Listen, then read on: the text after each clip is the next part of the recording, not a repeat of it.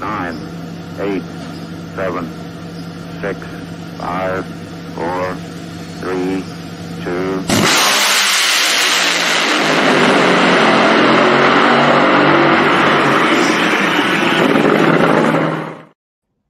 And hello there, ladies and gentlemen. It is the Competition Plus Power Hour. I'm Lee Kraft, the Monday Morning Racer, hosting. And as far as co-hosts tonight, well, yes, Slam Sam, he's going to be here. But until then, we're going to have the boss man fill in for Slam Sam. Bobby, hello to the co-hosting duties tonight. And first of all, hey, very cool show lined up tonight. Pat Musi.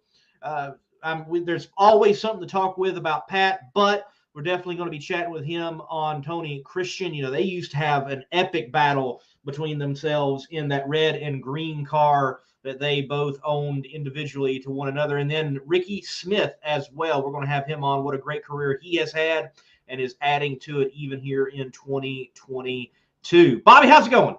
Man, it's going great up here in the mountains of West Virginia. West Virginia, yes, beautiful place, and that's all about they have, it seems like, is mountains. But there is definitely some beautiful spots up there. And hey, sounds like we're gaining at least one more drag strip up in that neck of the woods. That long, ill-fated track that has, been dormant for like 5 to 10 years. It seemed like approval's finally happened, and drag racing will take place up there. So we gain another one. Hey, it's a beautiful place up here. We're up here at Marshall University. My daughter has a softball prospects camp, and, well, I'm doing anything I can to get out of paying a college tuition. So I hear you, man. Definitely. Well, look, in the drag racing world, right here on CompetitionPlus.tv, which is the YouTube channel rendition of Competition Plus magazine at CompetitionPlus.com, you rolled out a new series this past week, the top 10, very much like the NFL channel and their top 10. It had that vibes. And the first one was on like the top 10 crashes, pre-1980 or something like that, or pre-1990. And it was a good show, man. So talk to me about that series and where it's going to go and what other type of personalities we're going to have jump into that program. Well, the personalities we call the peanut gallery. So the peanut gallery is always commenting on something. And that is just the most entertaining part. We're already working on episode number 2, which is top 10 drag racing nicknames, drag racer nicknames. Okay. So that ought to be entertaining to get their input on that one. And some of the others coming up will be top 10 toughest drag racers and, top 10 race car nicknames and stuff like that. So, it's another episode that, in between episodes of Legends, a series, which we're working on now. It's just been a tough go of things, with races and getting back to doing what we do, Right. We've been cranking out the original content because, just because you say you're the best doesn't mean you're the best. You gotta prove it every day. And we reach back into the drag racing history and just about every day and thought-provoking features, with the NHRA, AHRA, and IHRA. It's important for us that our sport has its history preserved. For sure, because, I really feel like the average fan doesn't have a grasp of the sport beyond the NHRA, honestly. And there was so much more of the sport in IHRA, and then go further, AHRA, and even some other smaller now defunct bodies that at one time they were really neck and neck and just as prestigious.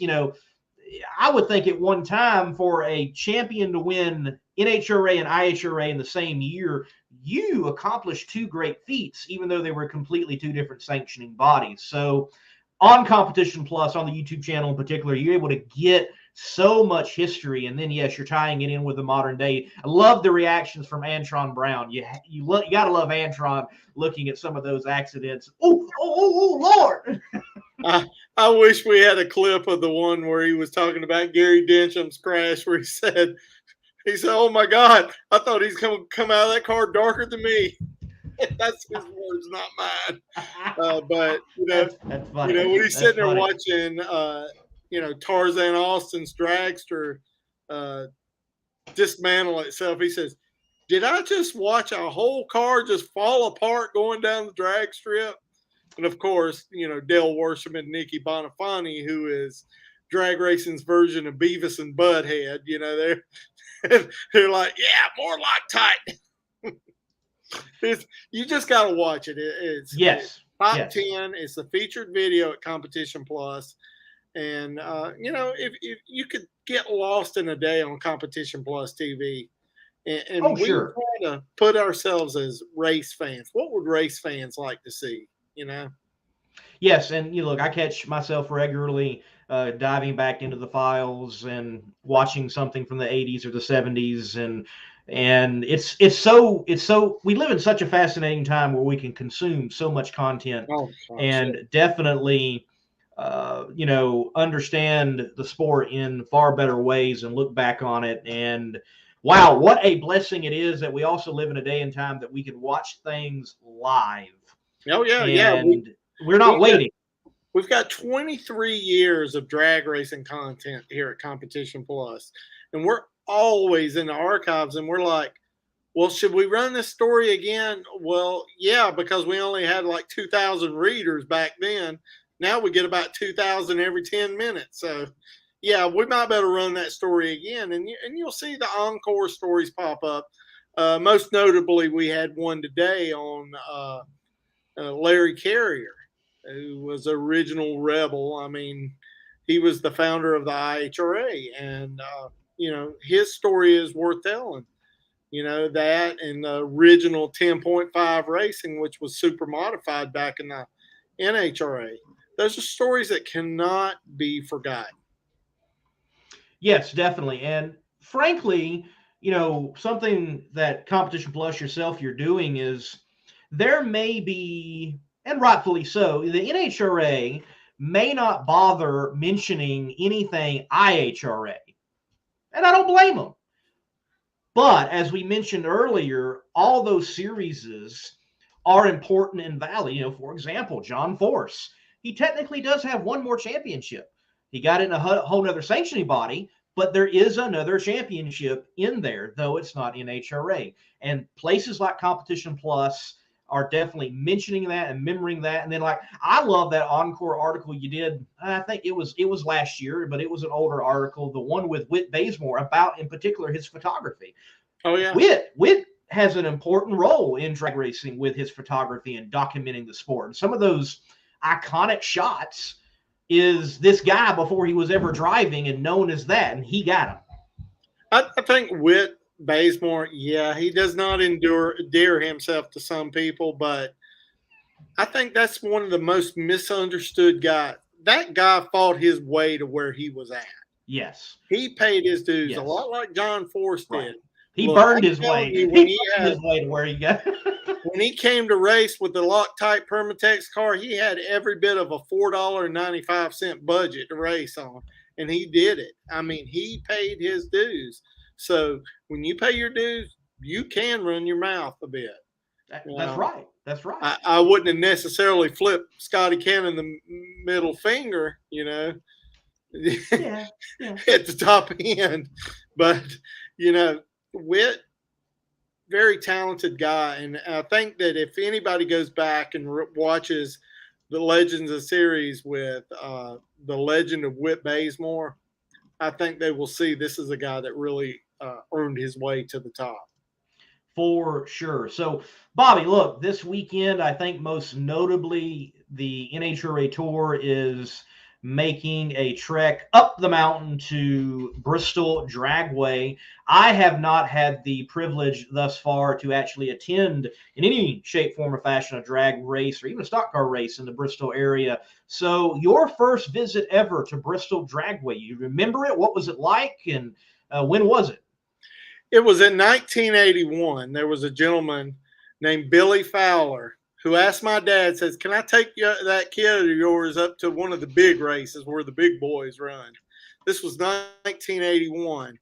And if any of you take the time to read an article that I wrote that's in the commentary section, One Day You'll See the World Through My Eyes, that basically tells an interaction with the 14-year-old self. I mean, what would you do if you had a chance to talk to your 14-year-old self without changing the trajectory of your life? Be careful. If you watch the butterfly effect, you know how Right. one little thing will change everything. That's But right. Billy took me to the 1981 Winston IHRA Spring Nationals. And just so you know, it was IHRA that introduced Winston to NHRA. Yes. Mm-hmm. Just so you know that. And before IHRA ever had a major series, the AHRA had the first major series with the points fund and everything. So just to let you know there. But anyway, I can still remember I had just turned 14 years old and walking through the pits. So I was just like in heaven, you know. First thing I did was bought me a Winston IHRA Spring National shirt, baby blue. I don't even think I could get around my neck now, but, you know, and walk through. And I can remember sitting down track and watching the legendary Warren Johnson leave the starting line in the Jerome Bradford Monte Carlo in a race against Ronnie Sox with his hand on second gear of the lightning rods and pulling it with the front wheels in the air. Most awesome car I ever saw. Warren didn't like it. He said it was the perfect driver training car because if you could get it to the finish line without crashing, you were a driver. So, you know, that's a little bit of it. And just the sights and sounds, seeing Al Segrini doing a burnout in the Fabergé Brute car coming to a stop right in front of me. It forever sealed my fate that this is where I wanted to be. And, you know, here I come to Bristol 41 years later, but this guy Billy Fowler took me.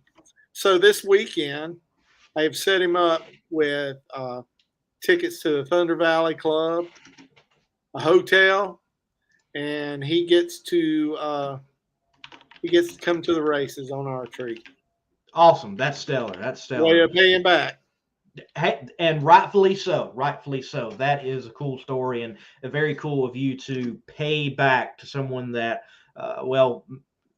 exposed you to a greater element beyond Spartanburg Dragway, the now gone Spartanburg Dragway of the sport. Because it is fascinating to go to whatever, you know, you may go to your local high school football game, but when you go to that college game, and then you go to that professional game, there is a level of atmosphere that ramps up. And it's the same way in drag racing for sure.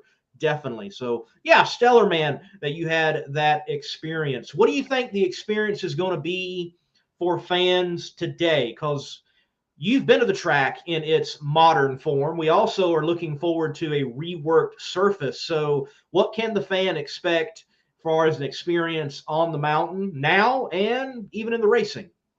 I think drag racing is the most awesome sport in the world. It is. It's absolutely awesome.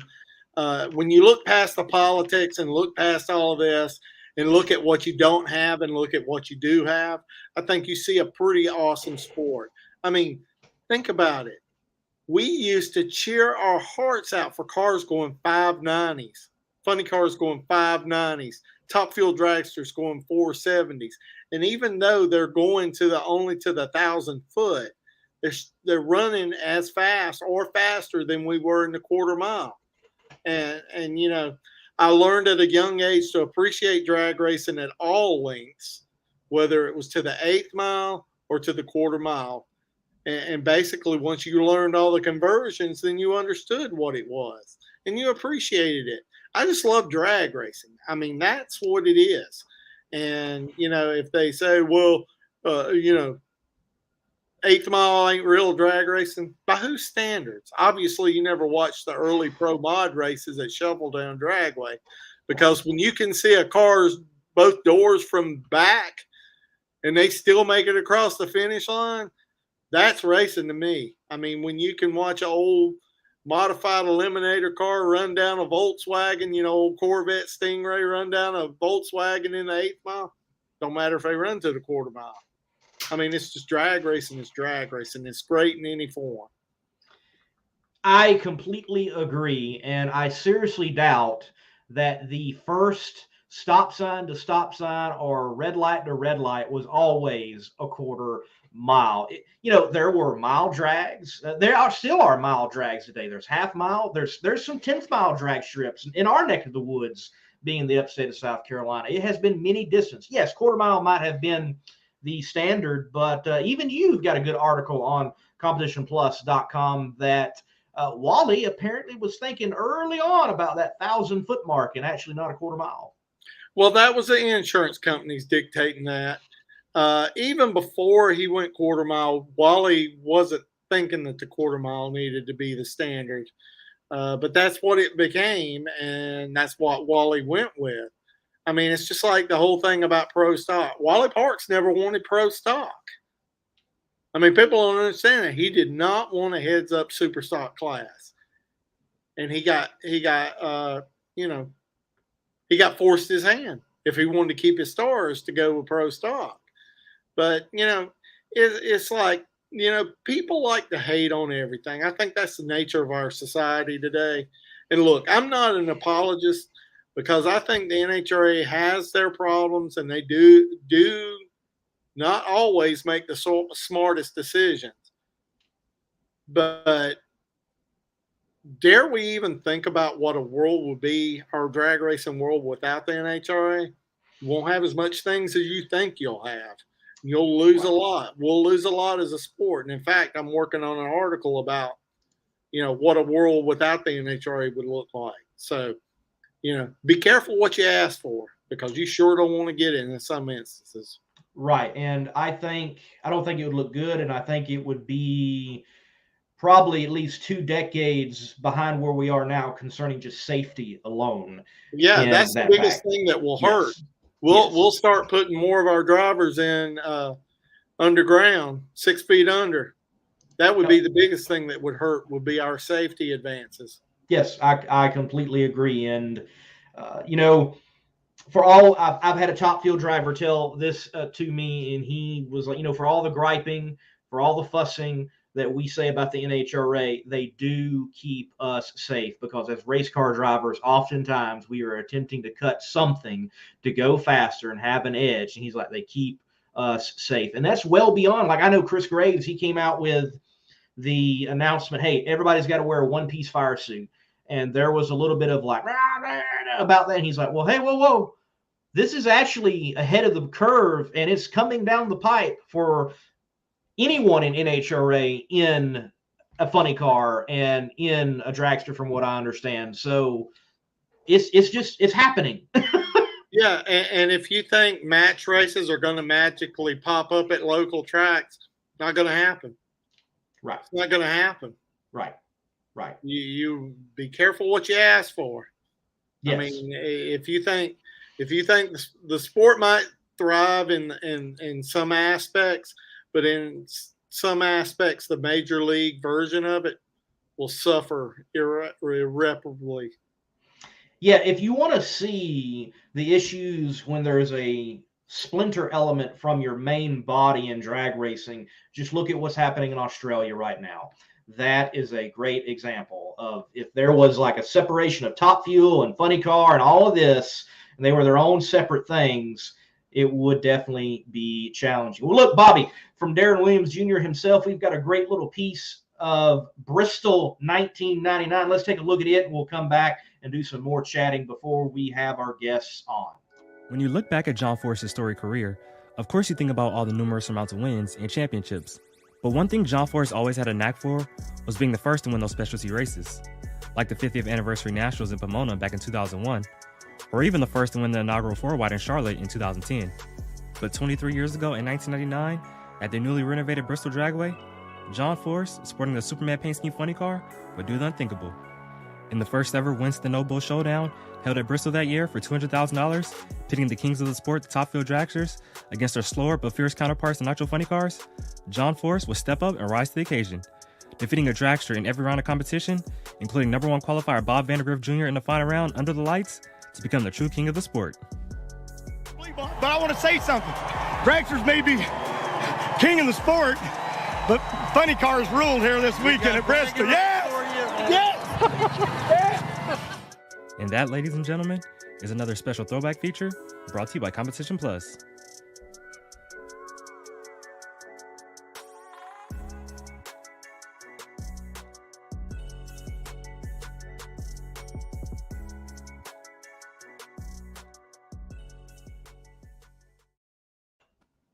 And that right there is why John Force doesn't have to get in a top fuel dragster. He already beat them.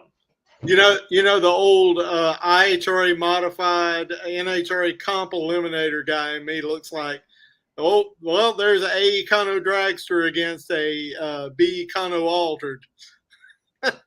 Yes. And man, what interesting times in drag racing that you just mentioned that you'd regularly see a funny car versus a dragster in those configurations. And look, I spoke with Brian Loans at Phoenix Testing, and everybody had just seen what NASCAR did at the Coliseum and the hype that it brought, and they're going to be doing that again.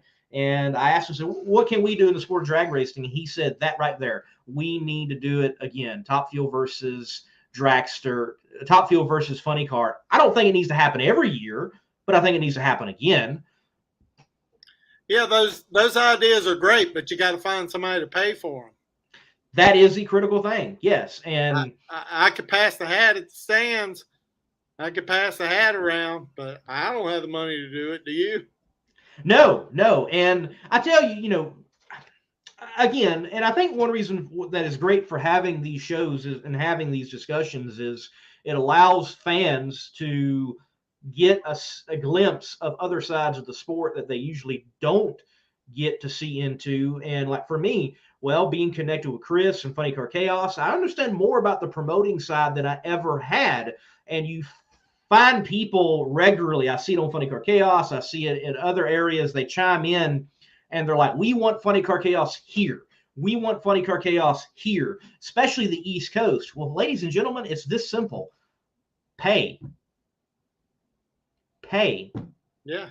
Find your local promoter at your local track and get them to pay. Yeah. It does take money. And I think in drag racing, and I know the NHRA don't want to hear this, but at $6 a gallon of diesel, we're going to have to start making some adjustments. Even in 1975, I don't want to say the IHRA, the NHRA made adjustments based on the economy, the energy crisis. We got to start seriously looking at it because everybody across the board is going to have to. I mean, it's getting very real. It is.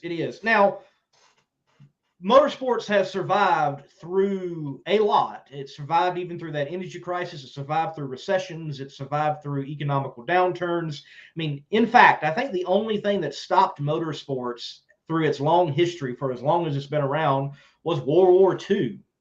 That's worth stopping for, is it not? But it has continued to move forward. But we definitely might see a downturn. And, man, the parts situation, everybody I talk to, they are waiting for something. I mean, rods are like 12 weeks out, and that's maybe 12 weeks out. And they get a notice later on, oh, nope, it's more like 16 weeks now. I saw one of the comments, why should the fans pay? Because fans pay for everything. You don't think the NFL football players get paid or Major League Baseball or whatever stick and ball sports. The fans end up paying for that. They pay for the athletes. They pay for the big contracts, TV, everything. It's all fan related. In drag racing, I'm telling you, it's the same thing. The only thing that had such a detrimental effect on our sport, a bigger one that it could not ever recover from, was the Vietnam War. And I realize that's before you were born and most of our audience was born. But from 1964, or I'd go back to 63 till about 1970, drag racing had a firm grip on the 18 to 24-year-old demographic. And then the Vietnam War came along, and it took out, 1 million or so young men out of that demographic who, when they came back, if they came back, didn't want to go around a drag strip or anywhere. So that's where drag racing first lost its ground, was in those days, because, look, even Wile E. Coyote and the Roadrunner had dragsters on there. The Munsters had drag races on there. And even towards the 70s, you know, you could see drag racing on sitcoms or whatever. You could see it on Chips. You could see it on Sheriff Lobo or whatever. But that generation is eventually, it's not around. There's so many things that battle for the entertainment dollar that drag racing's fighting against that it wasn't back then. For sure. That is definitely the case in motorsports. And I want to say Ironman 442. So I need to make John Force rich when I can't afford groceries. Well, no. But I will also say this, and connected with groceries, there is no such thing as a free lunch. You cannot go to a race and it be free. Somebody has got to pay. And yes, fans do pay a part in that. Sponsors pay a part in it. And you might find a lower ticket opposed to a higher ticket, but there's a ticket nonetheless. Even the ADRL, free ticket, but what are they doing? You're paying for parking. You can bring a busload in, but you're paying for parking, and you're going to pay for concessions. You're going to pay for the T-shirt, whatever it may be. You know, it's like this. If we want to go to watch baseball, we can always go to our minor league parks, or we can even go watch Sandlot ball. We can always go watch that. But if we want to go watch Major League Baseball, we're going to have to pay for the ticket, and we're going to have to be in there.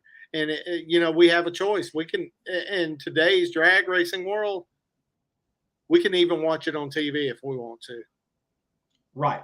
You can even stream it. The drag racing fans of today, and look, I know some of you are going to get irritated and pissed off. Look, I've been pissing people off for decades, so this is nothing new.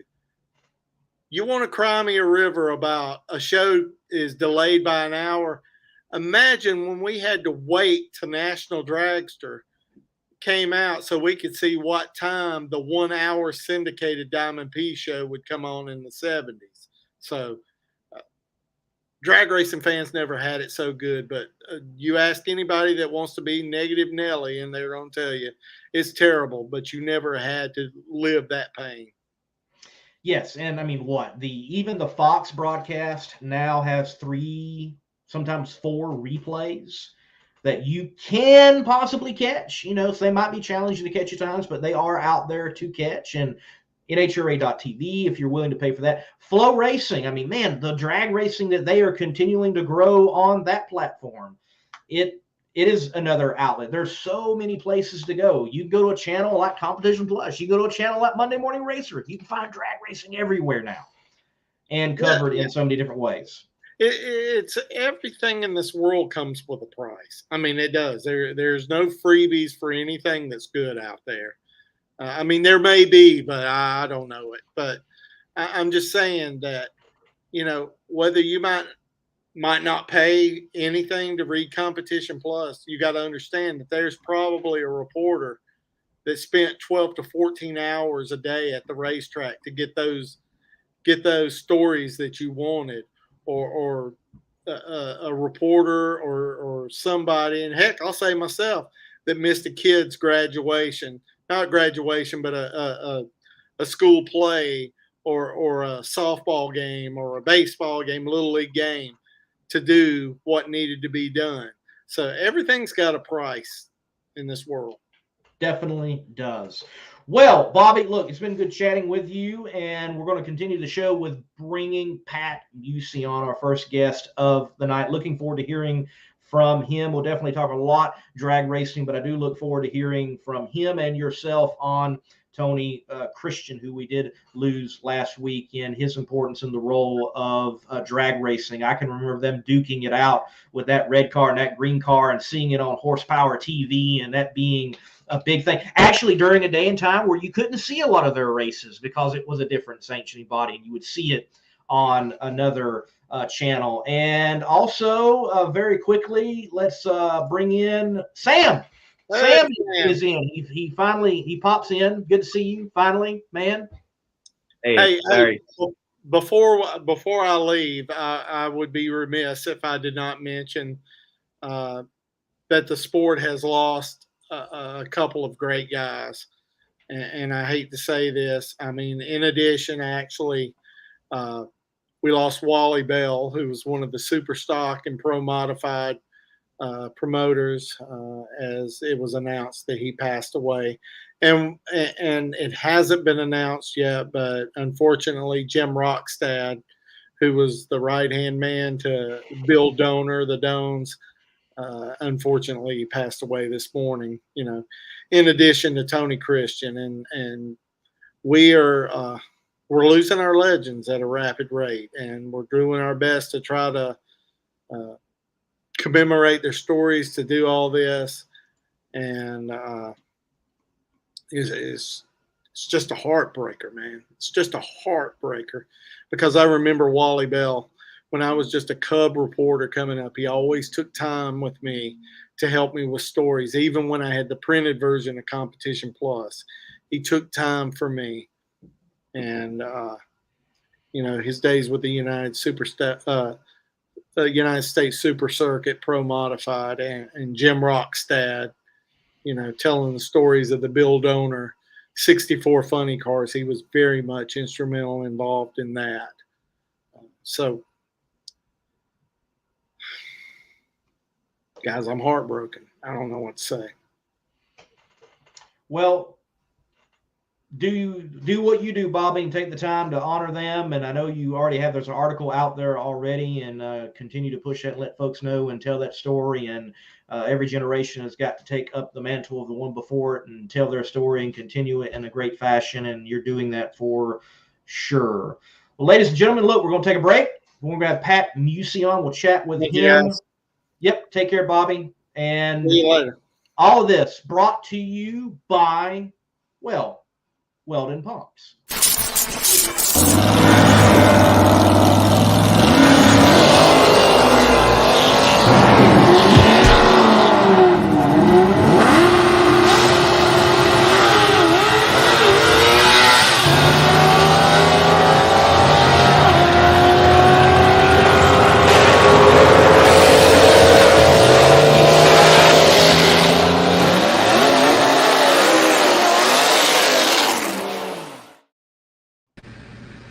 All right, Mr. Musi, welcome back to the Competition Plus Power Hour. Good to have you, Pat. Thanks for having me. Guys, I'm actually sitting in the pits at Brainerd for the next MPK race. Oh, very cool, very cool. And speaking of that, Maple Grove was wild. Yeah, they've all been wild. I think it's crazy. So yeah, how's the season going so far? Give us a breakdown. We're about halfway in for the MPK guys. We're halfway in. Lizzie kind of moved up to a solid fourth position now, and we're pretty happy. I mean, we got to make some movement here, to try to catch Ryan. Ryan's got a pretty good lead on it, and the rest of them do. But we think we got our stuff together. The car's working good. Lizzie's driving good, so we feel pretty good about coming into this race. Yeah, and since, we're talking about that and everything that's going on for you guys, do you think, you mentioned it right off the top, you have to catch Ryan Martin in this series. Do you think that's the new era of this, is Ryan's got this new car out, he's doing really, really, really good with it, everyone's kind of playing catch up, or do you think that there's some even sportsmen out there, some even racing that's going on that will happen here in the future? Well, Ryan's just a real good racer, but I don't want to get started into the whole rule thing, but, it's tough on the nitrous cars. It's hard for us to run any outlaw stuff because we can't get any more weight out of our cars or make them faster. Those guys build bigger motors, bigger pro chargers, but hey, we're going to race him. I'm not going to whine about it. We've been doing it for years, but we're just going to race him. But he's just a real good racer. I like Ryan. Fair guy. I mean, you know, he's the first one to shake your hand down the other end. So we're going to race him.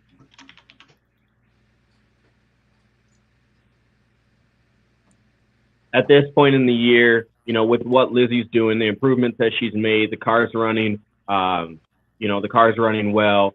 What do you see for the future? Do you see a big, you know, Lizzie and a Musi swing and taking over some points and taking over some races, or do you think it's going to be a gradual change? Well, we're going to go out west, and we shined pretty good last year there, so. You know, we're hoping, you know, I mean, of course, we think we can make a swing. We just got to get things to go our way. You know, we don't qualify, so it really depends on who you run just by drawing. We've had some horrible draws, honestly, but drawing our own teammates. But hopefully that'll change. Our luck will go a little. But I like to talk a little bit about Tony. I really miss Tony, you know, and I look back at it, we talk twice a week, you know, and we always say that we kind of started that outlaw deal, you know, that horsepower TV deal. And it was correct. Tony understood that you need rivalries. And I heard you guys talking a little bit about fans, and you need those rivalries. And me and Tony were a lot alike, where we could go at it. We could fight in the pits and go have a beer or have a drink or have a dinner or whatever, you know, I mean, and then we developed a hell of a friendship through the years, you know, and I'm going to definitely miss him. I heard from his family, you know, right before they were asking me how my open heart surgery was, and I understand he was going to go in for it, but his heart just wasn't strong enough. But I can't say enough. He's a good racer. I mean, they could say what they want. I mean, I've had these younger guys come up to me at PDRA and say, yeah, you guys are old farts and you're lucky we weren't racing. They're lucky that they didn't have to race us at that period in time, because they're still going to be in the same spot they are now. You know what I'm saying? Everything moves up, so we moved up or whatever. I mean, it shows, you know, I went on to race with Lizzie. I raced Pro Mod. I've done it all, you know, but we hear that a lot. But and Tony used to, I would get him out when he came to the first NPK race. He just could not believe what was going on. He was calling David Rear, because he's another good friend of ours, you know. We all raced together. He goes, you got to see this. You know what? You know, Tony was Tony, you know, and I really didn't see this one coming. I mean, I knew he was, you know, having typical problems. We're all getting old, you know, but it makes you think, you know. But I'll definitely miss him, and I think the fans will miss him. He was one of a kind, you know, but we just always had that rivalry. Y'all definitely did. As I mentioned earlier, I remember tuning in to Horsepower TV, and you'd see Tony and see you and your two iconic cars. Now, in the timeline of things, did y'all happen to ever compete against each other in pro stock? I know you did pro stock. I know he did pro stock at one point. Did that ever happen and occur? Yeah, we did. We actually we had a real good race at we were at Palm Beach, and it's a kind of a funny story, and I might as well tell it. You know, I mean, I came out on the good end, and so now Tony would probably say, "Well, why do you only tell the stories when you won?" Well, it was just a good story. Anyway, They're better. They're better. Tony was the low qualifier, and he was running good, you know, back then, and he was driving for a guy down there, and I had my car there, and we had to run first round. I think I was number 8, and 8 had to run number 1. So he comes walking by back, you know, and you know Tony. He said, I could see your rear bumper when you leave, and I'm coming around you. I said, all right, Tony, make sure you don't get what you wish for. So back then, you know, there was not a lot of reaction time shown, and it was a different deal. The starter would activate the tree, and I've been watching this starter. People think I go on the starting line and just sit there. I'm watching everything. I'm watching drivers. And this guy was so nervous.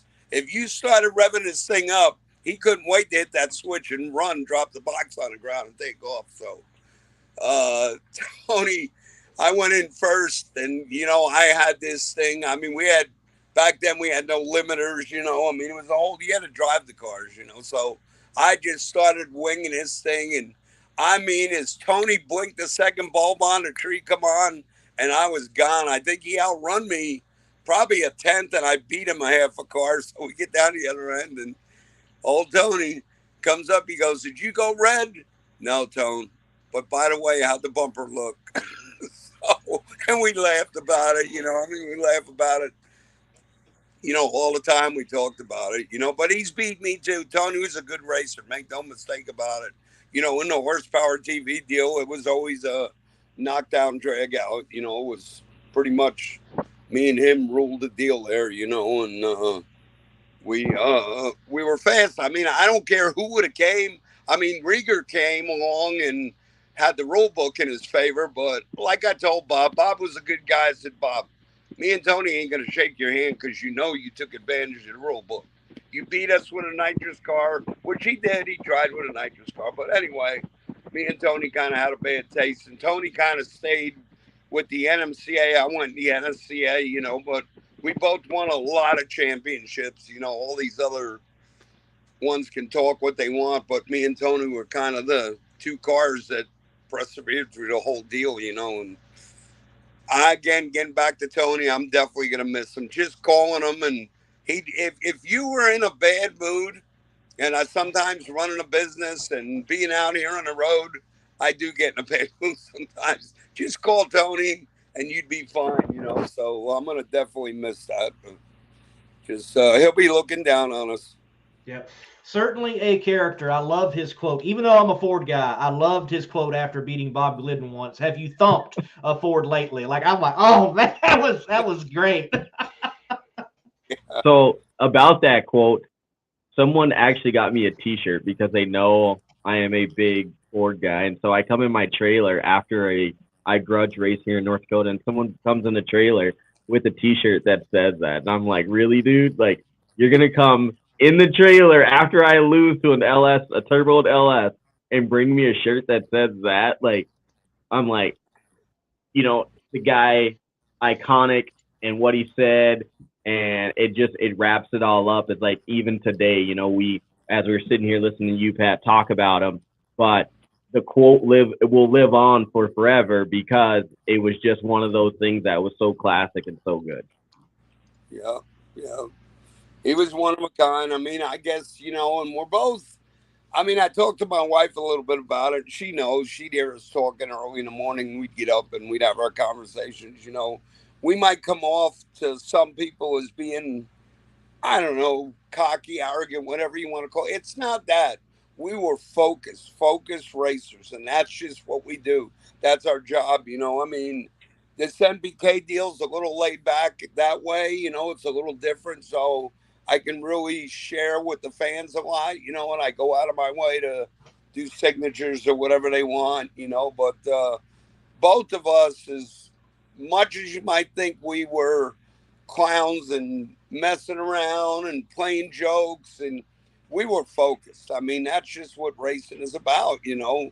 Rickie's one of them guys. I mean, and let's just talk about this deal. There ain't a lot of guys like Bob Glidden, Warren, Tony, me, that can get in the rigs, drive the rigs, get the cars ready, run the cars. You know, back then it was just all one person did everything, you know, and now you got your drivers and you got your, you know, tuners and you got your crew, you know, but I guess we're kind of dinosaurs, but that's just so what we do.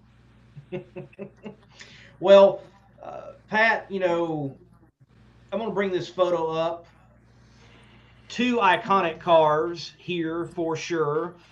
One, how many times number-wise do you think you two lined up? And then what was the combinations of these cars? What made it special in that era for anyone watching that may not remember, or even like me? I remember but I was so little, wasn't sure what was going on except these two guys jacking their jaw and one in a red car and a green car. Yeah, it was the red car and the green car. That's it.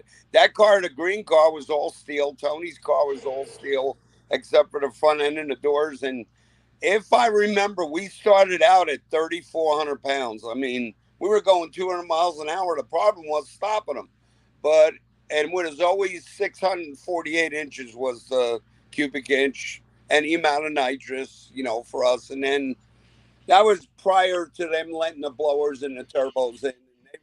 Quite honestly, back then the turbos were so new, they didn't realize what they were capable of, so Rieger kind of slid in with that deal and ran good. But hey, he took advantage of the rule book. A lot of guys do. We were just, a different breed. We liked our nitrous steel, and we burnt a lot of stuff up. Me and Tonio always laughed about that. I got a little funny story. He actually got me, we'd always put our plugs, in the carburetors, 8 spark plugs. So he comes around the corner, and I had just got done looking at my plugs. All the tips were there. First thing we looked for, no tips gone in a nitrous motor. And he took one of his plugs, had a tip off, and he switched it. He goes, you burned it up. And I looked at that plug, and I about shit myself. Oh, in plain English. I said, God damn it, I'm getting a leak down test. I'm leaking. And he just started laughing, but that's just how it was. But, we got to the start line, it was on, we were definitely focused on what we did. We were fortunate enough, and I think that has a big part of this NPK deal is we had the horsepower TV deal, and everybody got to see us. We were on stage, and it was a great deal. It was a good deal for both of us, and we took advantage of it. And you have to learn to look. We're talking about fans, but we're entertainers. Tony was an entertainer. I was an entertainer. People don't want just some guy that just doesn't want to talk or doesn't want to get into it with the other guy. They want to see that rivalry, That's why I got booked in a lot to Englishtown, because of what I did, what I said, and Tony was the same way, he had a, crazy way of doing things, and sometimes it rubbed people the wrong way, but we just did our deal. But see, like it seems like much on you guys. Oh no, What'd you say, Pat? I hope I didn't ramble too much on you guys. I'm just no, you're good, man. You're good. They're gold stories. Yeah, if we started telling all the stories, we ain't got enough time for them. But Bobby's heard plenty of them, trust me. And Bobby can definitely testify that whatever I tell you definitely happened. You don't have to doubt a story because I won't tell it if it didn't happen. That's always great. But it seems like, one thing that you keep talking about with this is you guys go back and forth, and you guys, the rivalry was there, and the, what we call, Lee and I call it, we yak it up, or the jaw jacking back and forth. Have you noticed like that there's a difference in that in today's racing versus racing back then, or do you think it's still in the sport? I think it's in the sport, but it's a lot of like when I used to street race, before you know it, it turns into a fist fight. Come on, guys, just argue. We're in front of the cameras, argue, do whatever, but we don't have to start fighting, just that's the only difference I see. We never, as far as I know, me and Tony never fist fighted. We talk plenty of crap, that was just it. We talk crap to whoever was there. I don't have to name all the cars, but, that was our deal. We would try. Tony was good at winning a race before he ever sat in his car, and I would do the same thing. It was important to try to get in the driver's head, and Tony was great at it. I was great at it. We all had our little ways, and sometimes, like I said, he'd get me. Sometimes I would get him, and it's just how it went. But he's definitely one I'm going to miss. And as I get older, you start thinking about, how much time you got left. I want to pass on everything I can to Lizzie and my other daughter, Trisha, and just everybody, the guys that work with me. I just like what I'm doing, and we're having fun. And we got a good crew. I mean, we're pretty happy with our whole program right now. And speaking of the whole program, an extension of that, you being Pat Musi, an engine builder, you had, well, I'd say some very good representation at the last PDRA race. You were there. I didn't get to make it by and say hello, but I saw the white hair on the line looking over several engines. And yeah, Tommy Franklin wins over Jim Halsey, Pat Musi Power, and then, Amber Franklin. And I looked like several Outlaw 632 cars did very well. So Pat Musi Power winning over several prestigious nameplates in the PDRA here recently. Fulton, Rear and Morrison, and others there in Pro Nitrous. Well, I'm pretty happy about that, but I do have good people running my stuff. I mean, I'm giving them the best I can give them, and they understand that, but I do have good people running it, and we're going to give them a run for their money this year, so tell them get ready, because I'll make whichever ones I can make. And I was really great to be there and see all my customers, and it was a great deal for me. I mean, it just I couldn't be happier with the customer base we have. They're all loyal, and everybody stays together, and that's one thing Tony and me would talk about a lot. Getting back to Tony, is moving down to North Carolina, we always said was probably the best move I ever made for me, getting right in Race City and being able to do it. And if you look at the last 10 years, we've grown, leaps and bounds, and we have the Edelbrock Race Center going, and just so many things are going well for us now.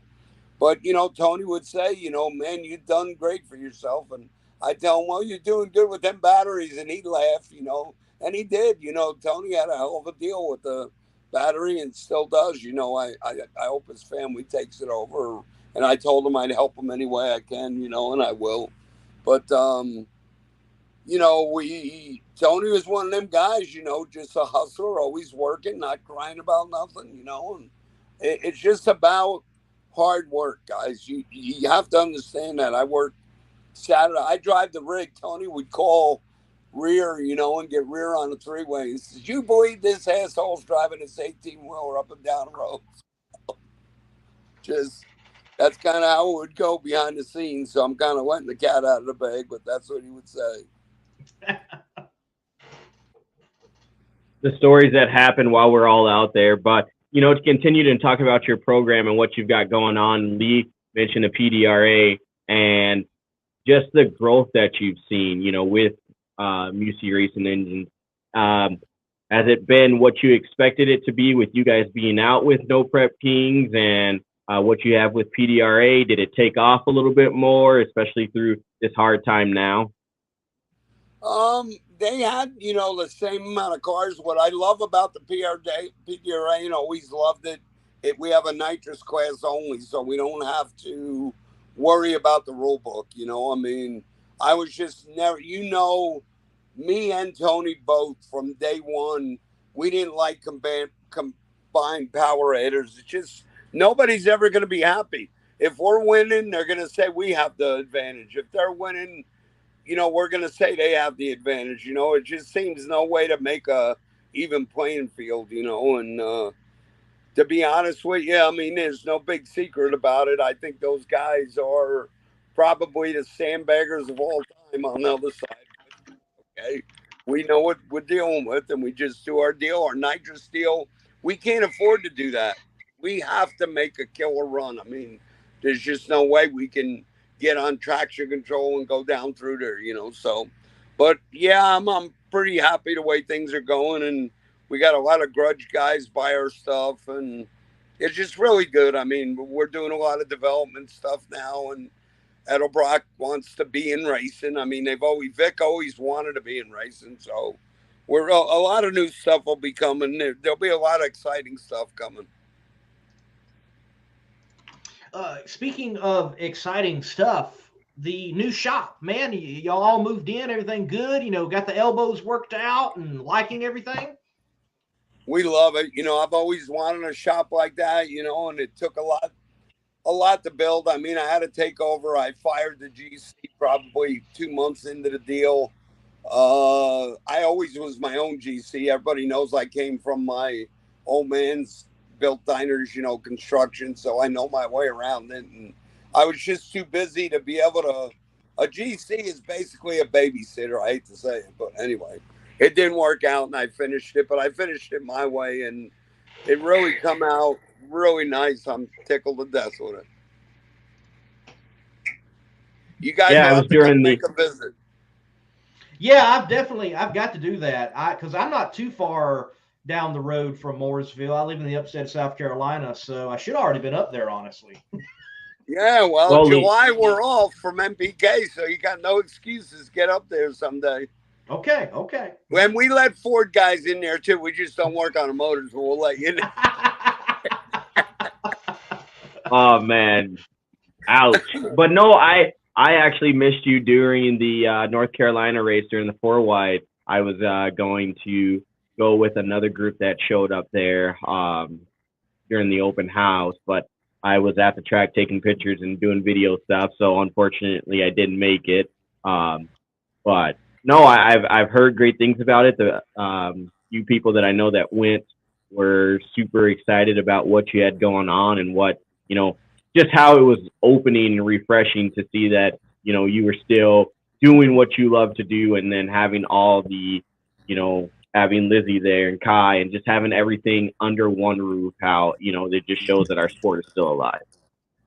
Yeah, and that's what we tried to do. We had to separate the engine business from the race car business because we had no room. We're out of room. The race car shop is, you know, takes all the race cars, the rigs go in, but the engine shop is just wall-to-wall engines everywhere. You know, we're trying to get to where, and I kind of hate it a little bit, but we're not able to do a lot of one-off stuff anymore because it takes away from the time of our, you know, bread and butter, our 959s, our 632s, you know, the crate engines for Edelbrock, all the R&D. So it's a nice setup, you know, and I just thinking here, I know I keep going back to Tony, but I ain't gonna, it'll be a long time before I get over it. But Tony wanted to come up and check it all out, and never got a chance to, but he was a great supporter of mine through this deal, you know, even though he wasn't racing, he'd call me after every race and want to know what happened. And, you know, he's just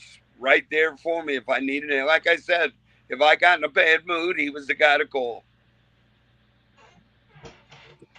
Well, definitely glad that you had that friendship within racing, and I know there's a lot of friendships out there. And the next guest we're going to have coming up, great in his own right, Rickie Smith. You got any good stories on Rickie that you might not have shared? Some dirt, something that we can bring him in on with a laugh or two? Well, you can ask Rickie about the little deal in the lounge at the Holiday Inn when we de-pantsed one of the singers on stage, and we were all brawling. Rickie had somebody up on it, and of course he's trying to deny it, but Rickie's another one that, you know, we just got to be great friends, and I can call him and bounce stuff off him, and he does the same thing with me. You know, he's just hardcore as they get, you know, but and, you know, he's another one that people probably think, you know, he's hard to approach. He's just focused. He's at the racetrack. You need to leave him alone and let him do his thing. But yeah, there's plenty of Rickie stories. Bobby's heard them all. So, but or Rickie and Pat and Roy Hill stories. There's plenty of them out there. So you can ask Rickie about. Just ask Rickie, like, what happened that night when the guy's pants got pulled down, and he's gonna say he don't remember it, but trust me, he remembers. He remember, yes.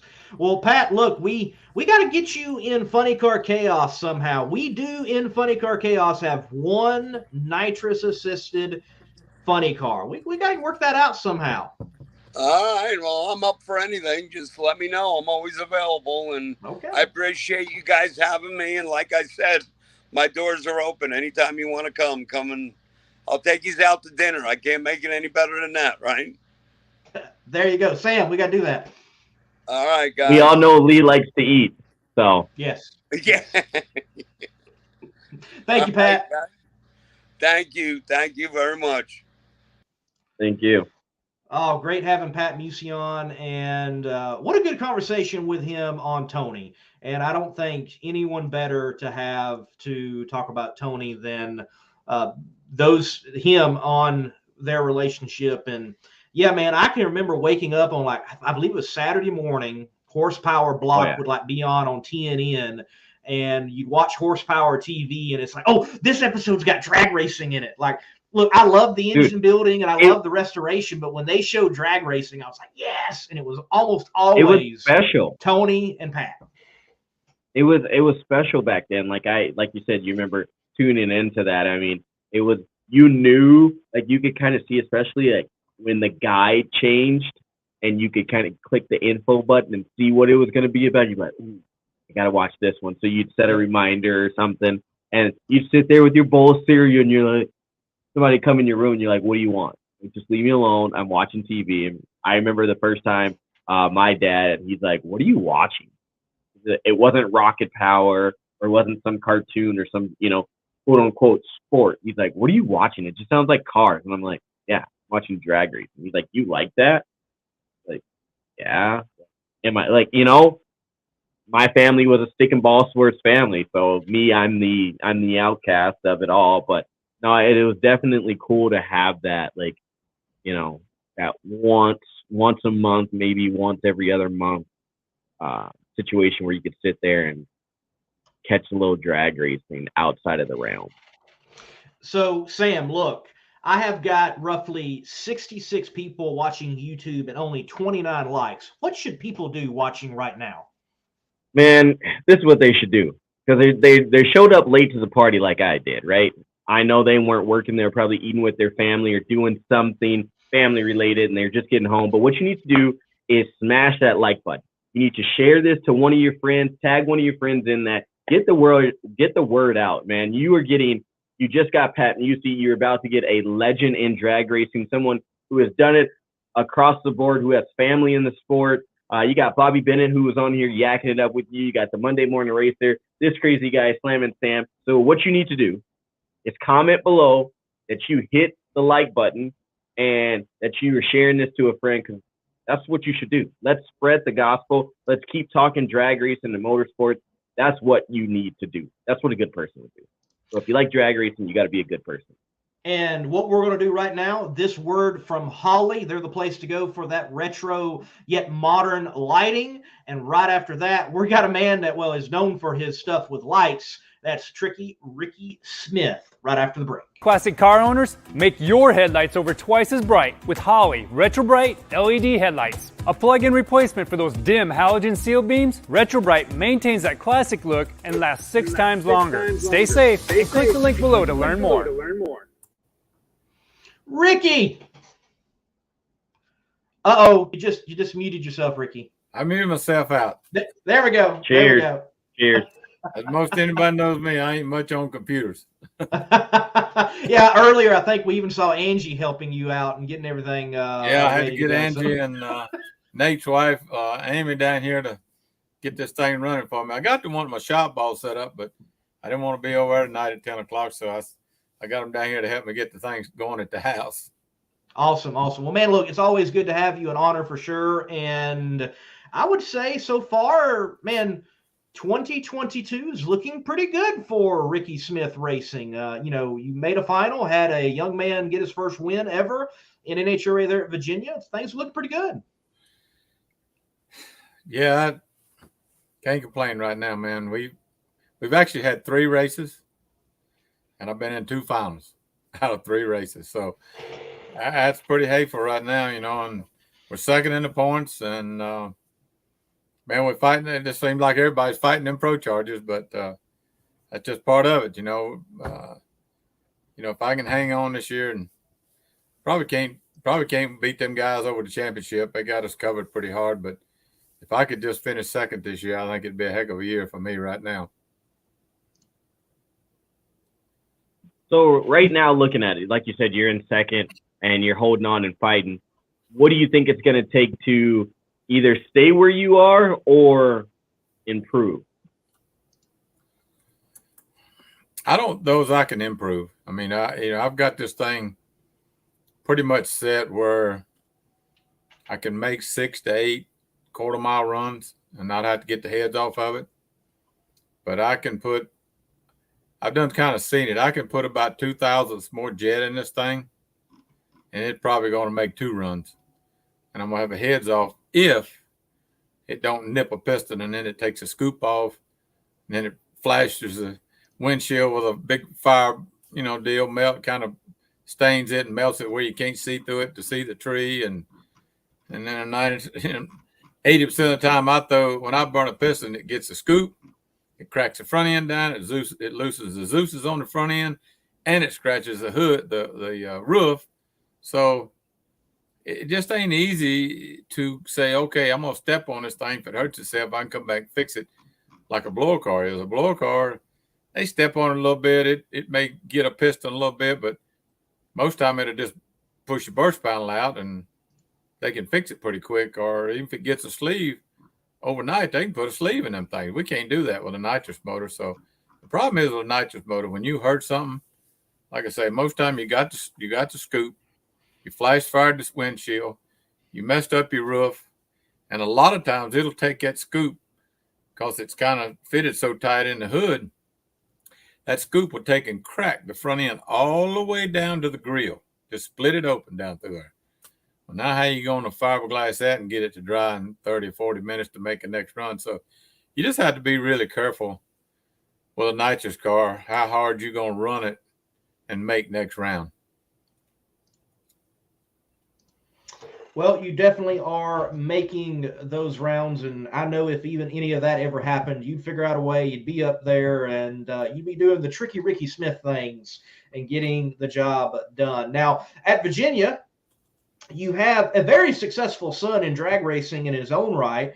He pulled some things out of Dad's playbook and got himself a win over Steve Johnson, and you all had a pretty good outing, period, for the Smith clan at Virginia. So, yeah, what did you think of your boy on there and pulling out some racecraft and getting the job done? Well, it was pretty awesome. I mean, we've done that before. I know at Norwalk, I think was the first actual kind of pro type deal you'd say father-son to ever win races at the same national meet. And we done it at Norwalk. It's somewhere around 07, 08, somewhere in there, He won and I won. And I was sitting back there. We'd done because they were trying to get the finals run off. And actually, we were supposed to run in front of them. And I had both of my cars, in the finals. And it's just all we could do, I mean, I don't have but really one-time full-time guy, and that's Chad Hester.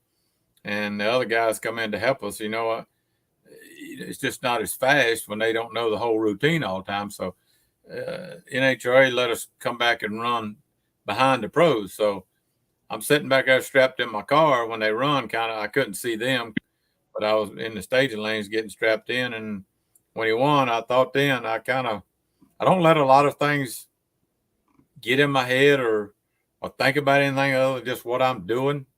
But when I heard he won, it kind of hit me. I said, man, it's don't happen a lot. But I said, if I can pull this deal off, it could be another father-son winner circle. But I didn't quite do it. Me and Tyler knew going in that of who lost lane choice there. For some reason or another, at that particular track, the tree must have been farther away from the start line. And it's all supposed to be the same, but it ain't, because I know I didn't run into this trouble at Gainesville. I didn't run into this trouble at Charlotte. And you couldn't see. Me and him both had to make a qualifying run Saturday in the left lane. Neither one of us could see the tree over there. I could see about half of the top bulb. And he said he could kind of see most of the top bulb, but it was really, you really had to get yourself all out of whack and not going to say we're loosening the seat belts. That ain't smart to do, but it was a bad deal trying to see the tree over there. So I done went up there and before I tell you this, we done talked about it, and I knew when it got down to the semis and he had won and I'd won, I thought, well, I lost lane choice to my own car by 4 or 5 thousandths, but I give us both the best car we could have run. And going into the finals there, when I got back to the trailer, I looked at Russell, Tyler's daddy. I said, you see that laptop there on the golf cart? He said, yeah. I said, you won't see it move from there. I said, both cars made pretty good runs. I said, neither one of us, the track's going to stay close to the same or get a little better. I said, I'm not touching it.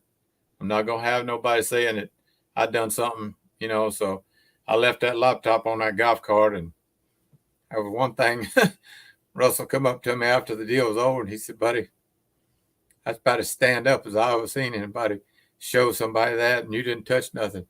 You give us a chance. And I did, and he wore my ass out. But that's fine. That's what that's okay. But I knew what I'm saying about the tree. I knew who got over there was going to be in a little bit of a trouble trying to see the tree. And it might, you might get 100th or 2 off the guy, blah, blah, blah. So we go up there, and I done went up and showed Chad. I said, right here, I marked the spot. I said, here's where I want to be. I don't care what anybody does in front of me. I want to be over here. So I moved because the starting line was good everywhere up there. The track was good. And I moved over a good foot from out of the groove, but not where everybody was running. The groove was fine. And I've done this all my life. I mean, I've run backyard tracks, any kind of track, and people watch me. I'll move all around up there on the starting line and point the car a little bit, and it'll go out there usually about 100 feet and come right across, into the groove. And I done that when we run that. I moved over, and because all Chad does, I tell him, I said, when I back up, you just kind of get me close to the groove, and then when I pull up, I'm going to go where I want to go. I mean, I line my own self up. I do what I want to do as far as pointing. And I just pointed the car just a tad too far to the right, trying to make sure I got back in the groove out there about 100, 120 feet. And this Mustang's pretty bad about that. But that's fine. It gets the front end up pretty good, and it really gets it up in second gear. And I even let Tyler drive it a couple runs at Darlington. And he said, man, I thought he drove that Mustang blower car, Stan Shelton, a couple of times back years ago. He said, I know how them things you can't see out of them. I said, okay. So he come back out the first run. He said, my God, he said, this thing is twice as bad as Stan's is. He said, you don't see nothing for it. I said, told you, you will not see the racetrack in this Mustang till about around 200 feet, maybe 250. You won't see the racetrack. I mean, it's just the way the windshield runs up on the car. And when the car gets any of the travel out and the front wheels if they're just anything or an inch off the ground, you absolutely see no racetrack. You just got to know in your butt, is it pulling one way or the other, and kind of look at the surroundings and the scoreboards and stuff like that to know where you're heading in this car. So when I pointed that way, it went just as straight as I had it. So I didn't feel it in my butt pulling one way or the other. So I thought I was okay. And when it set the front end down, if you go back and look at the video from the front side, it showed a couple of times, the car's up, it's got the front end up, and as it set it down, it was just about at the 330, or maybe been past it, but it was right in that area. When it finally nosed over and that front end set down, you don't see it go hardly another car length or so, and you see the front end really fall to the ground kind of, and that's when I lifted the throttle. But it was too late when you're running that fast, and we're running 200 mile an hour at the 8, and you drove as much as I have, I knew I couldn't pull that car back and miss that cone. If I did, it's just, even though I was out of the throttle, I knew it was going to spin the car out.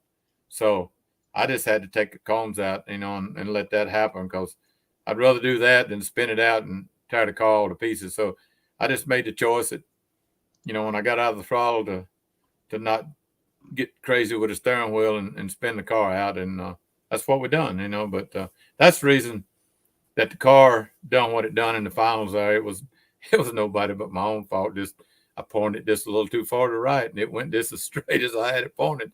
But if I could have just got it down, maybe a car length or two quicker, I might have could have jerked it back. But that's kind of what happened, for the folks that saw what happened up there. And it's just awesome. I mean, guys, there's nobody else that I know of that's a tuner driver that has had both of their cars. There's been some teammates out there that's had, I say Bahrain, maybe, I'm not sure. They may have had 2 cars in the finals or something, but the same guy didn't tune both cars, and the same guy wasn't driving one of them. So I'm the only guy I know of that drives a car, tunes a car, and 2 races in a row now, or not 2 races in a row, but 2 races out of the last 2 years, I've had both my cars in the finals at an NHRA race. And it was Bo Butner and Jonathan Gray at Indy in 2020. And then me and Tyler up there. And that's a pretty hard accomplishment to be. And I don't care if you're 35 years old or whatever you're old. When it was as hot as it was up there at Virginia, I told Chad, and Chad knows, I just about got sick in the semis. I worked too much for me and got too hot, and I got in that car, and if I'd just laid my head out the door, I could throw it up very easy. I was getting that bad, but I kind of got myself calmed down and made the round. But that heat on somebody my age and maybe my little old gut here, it was pretty tough to make it to the finals, but I'm proud of it, and I'm proud of the team. And Tyler done an awesome job. I mean, he's a good little driver, but he hadn't won a round till we got up there and he won the race. So, it's good. He's going to drive some more, and I can't wait to go again. We'll get after him. Definitely, Virginia was a good one for sure. So one of the reasons we've got you on, Bobby wanted us to definitely talk about your career as a whole. And then he came out here recently with an article about your first ever full-time season, but as a team owner. So I'm going to throw some photos up. And as I'm throwing these photos up, you just chat with us about this car, this time, and what Rickie Smith was going through. All right? Yes, sir. All right. That is pretty epic. Look at that. Yeah, that's back before we knew a whole lot about clutches and 4-links and all that stuff. And, that was a clutch car, pro stock car, mountain motor. And you can see how I got it all twisted up and everything else. And what that was, it blew the motor up. You see it didn't move, 4 or 5 feet. I can see the photo cells over there. It blew the motor up. It throwed pistons out of it down there. No, you just can't see them in all that cloud of smoke, but it tore it up pretty bad right there.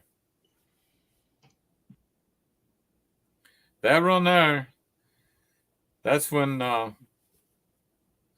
was the first normal aspirated pro stock car to ever run in the 7-second range. And it was either second or third round that was at Rockingham. And they caught me when I got back to the scales. Had a tech guy there on a scooter. We weighed, and he said, "Follow me." And we went on up there a couple hundred feet and done fuel, and that was okay. And he said, "Follow me." I said, "I got to go to pits, man." And he said, "No, you follow me." So they made me follow them straight to the starting line. They stopped the race that day on Sunday. This was on Sunday, and you see, back in them days, that place was packed. I mean, that's the little stands on the pit side. Anybody knows Rockingham, them cement bleachers on the other side, they hold a lot of people. But that was back in the day, and I'm not sure exactly when that was. Probably he had to be, knowing that car, it had to be around 80, maybe 80 or 81. But they brought me back to the starting line, and I was scared to death. I didn't know what happened when they made me fight. I didn't know what was going on because, I mean, I knew I wasn't cheating, but I just, you don't know when the tech guys got you, and they're not mean, but they're just, you follow me and you don't touch nothing else. You call, blah, blah, blah. I said, okay. So I followed them back, and they stopped the race and put me on the starting line. And back in, we didn't have radios. They didn't let me talk to my crew. They didn't let me talk to nobody. They told me to get in the car. And they pulled it back, and I followed them. But that's when I first pro stock car ever running in 7-second zone. And like I say, they stopped the whole race, and that was Larry Carrier, the president of IHRA, presenting me with the winning ticket. All right. Yeah, I think Rickie. Go ahead, Sam. Well, you just pulled up this picture. Rickie, what year is that? That's 82. What year is that? An 82 4-eyed Fox body. That's 82. Wow. That's the first car that I owned on my own. That was the first year I won a championship in pro stock. Was right there. We had wrecked the 81 Mustang, the one you saw there. We were at a race in Richmond, Virginia. It was actually a points meet, an IHRA points meet. And back in, you had to run so many points meets along with the national meets to have points for the championship, even though in the pro ranks. So we were at a points meet in Richmond, Virginia toward the end of the year. And that other Mustang, back in, we run tubes in the tires.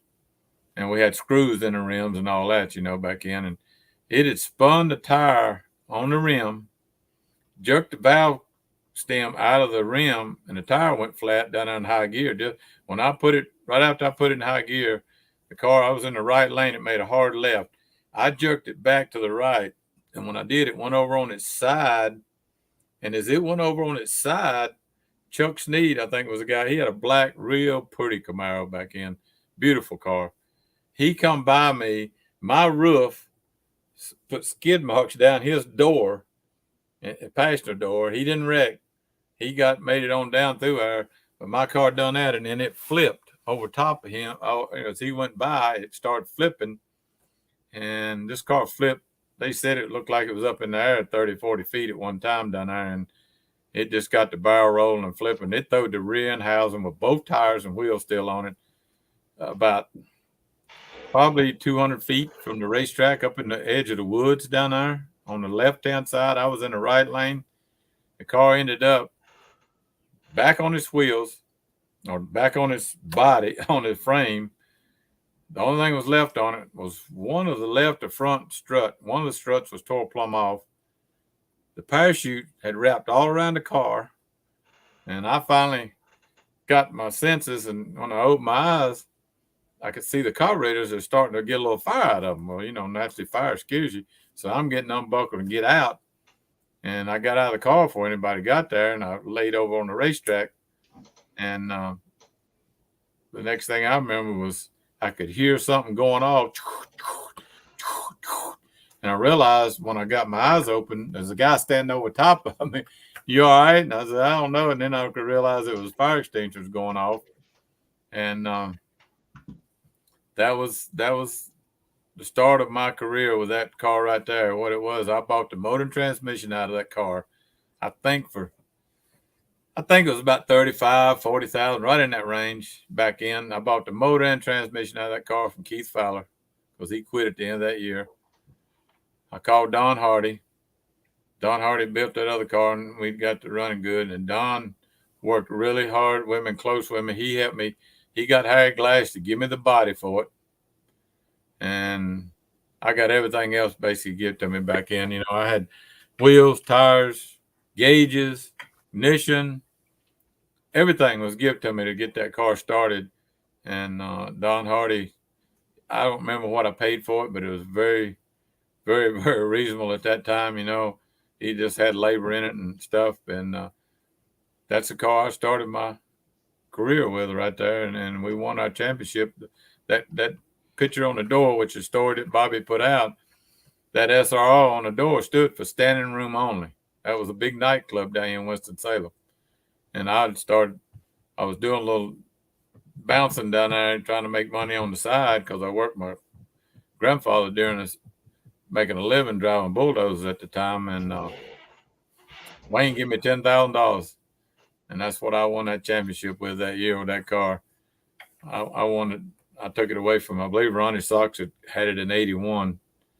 And I won a championship that year with a $10,000 sponsorship. Man, what an accomplishment. And folks, if you're wondering about the bouncing and what did Rickie look like, I'm going to bring this photo up. And first of all, we need Miss Camping World look like this.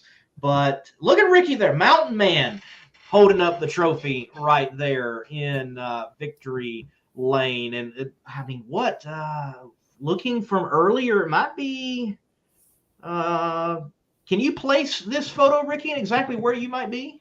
Yeah, that photo there. I see the Maverick in the background, the Country Shindig card. That's the card I won my first championships with. Winston back in the day was involved in IHRA and NHRA big time.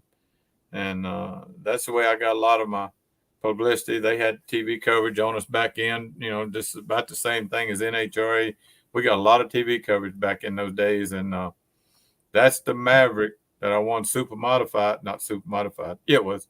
I want to say pro mod, super modified. I dominated that class 2 years in a row with that car against people like Gene Fulton, John Bray, and a lot of those guys that had Camaros and stuff. We won so many. I think I have a Ford book over here, a hard book that Ford put out back in those days with all the stuff that I've done in there, but I'm almost sure between points meets and national meets, I think I run 18 national meets that year, or points meets and national meets the last year, and I only lost 2 races out of 18 races. And Herb McAllis was running with it back in. He had a Mopar in, and he actually got Mopar to cast a cylinder head for him because it had to be factory stuff.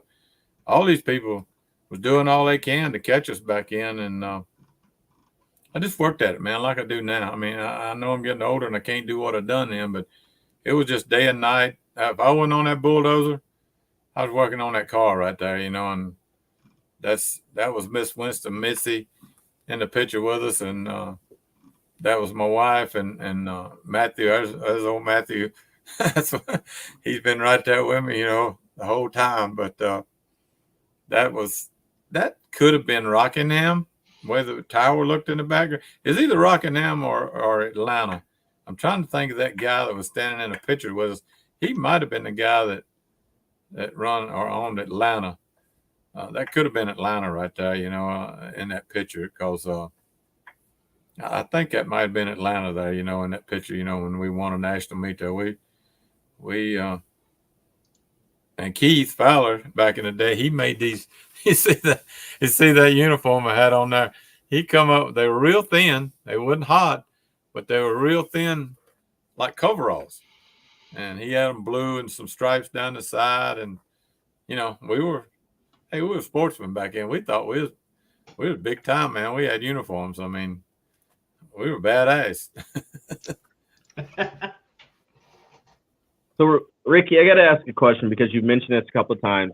Al Tucci always has told me when I had the chance to speak with him, he says anyone that operates equipment that is a racer, whether it's circle track racing, drag racing, anything, those are some of the best drivers. Anyone that has experience with that heat and knows what the ground feels like. And with you saying that you operated bulldozer, do you think that's true? I absolutely think it's true. I mean, I think you just get a feel through your butt for what's going on and what that machinery is doing and how it's cutting and this and that. And you look at a lot of the guys that have done it. Take Todd Teterow, for instance. That's what he done before this. Todd actually leveled the land and hauled the dirt to where I got my new shop at now years ago, before he got into this so much. So Todd is basically a construction worker, So I think when you get a hold of that big a piece of equipment, yeah, you feel a lot, but when you're on that big a piece of equipment and you get in the car, you feel like you got a hold of a model car. Maybe you shouldn't feel that way, but I'm just saying you feel like you're more the boss in the car than that equipment was. But I do feel like it. If you're a good heavy equipment operator, you have a better feel when you get in a race car for what's going on. So, Rickie, we are winding down the show and therefore the time with you tonight. And on behalf of Sam, because I'm sure he wants to ask this, I just get to ask it first. We want to know your relationship with Brett Kepner, the man that could do a perfect impersonation of Rickie Smith. Like he talked about it, because we haven't had you on since we've had him on my show and this show. So talk to us about old Brett a little bit. Brett is, like you say, man, he got me down pat back in the 80s. I mean, man, Brett is awesome as far as the voice, the everything, the accent, everything. I mean, he's somebody that's let's say can really intend or do the same thing as Michael Jackson or somebody like that is really different from somebody else, the voice or whatever. Brett's that way with me, man. He's got me. He wore me out through the years. When you start talking or doing something, we'd be in a meeting or something going on. And Brett Kepner saw me win a lot of races. And I'm sure he saw me doing a lot of work at midnight and stuff on them cars. But Brett come up the way I did through this stuff. And, I know he's been a little sick and off and on here lately. He was a heck of a announcer. He done a lot of top end interviews and stuff like that when we had TV coverage, and I think a lot of Brett. He's just, we talk every now and then. I'll call him when I need some stats, and he'll look them up and about have them when I call him. I mean, he's a stat man if there ever was one. He pretty much knows about what's happening in drag racing when you start talking about stats. He's pretty bad on that,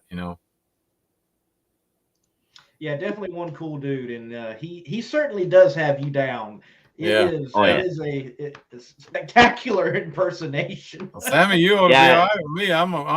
I'm in a Ford now, so man, you gotta love me right now a little bit.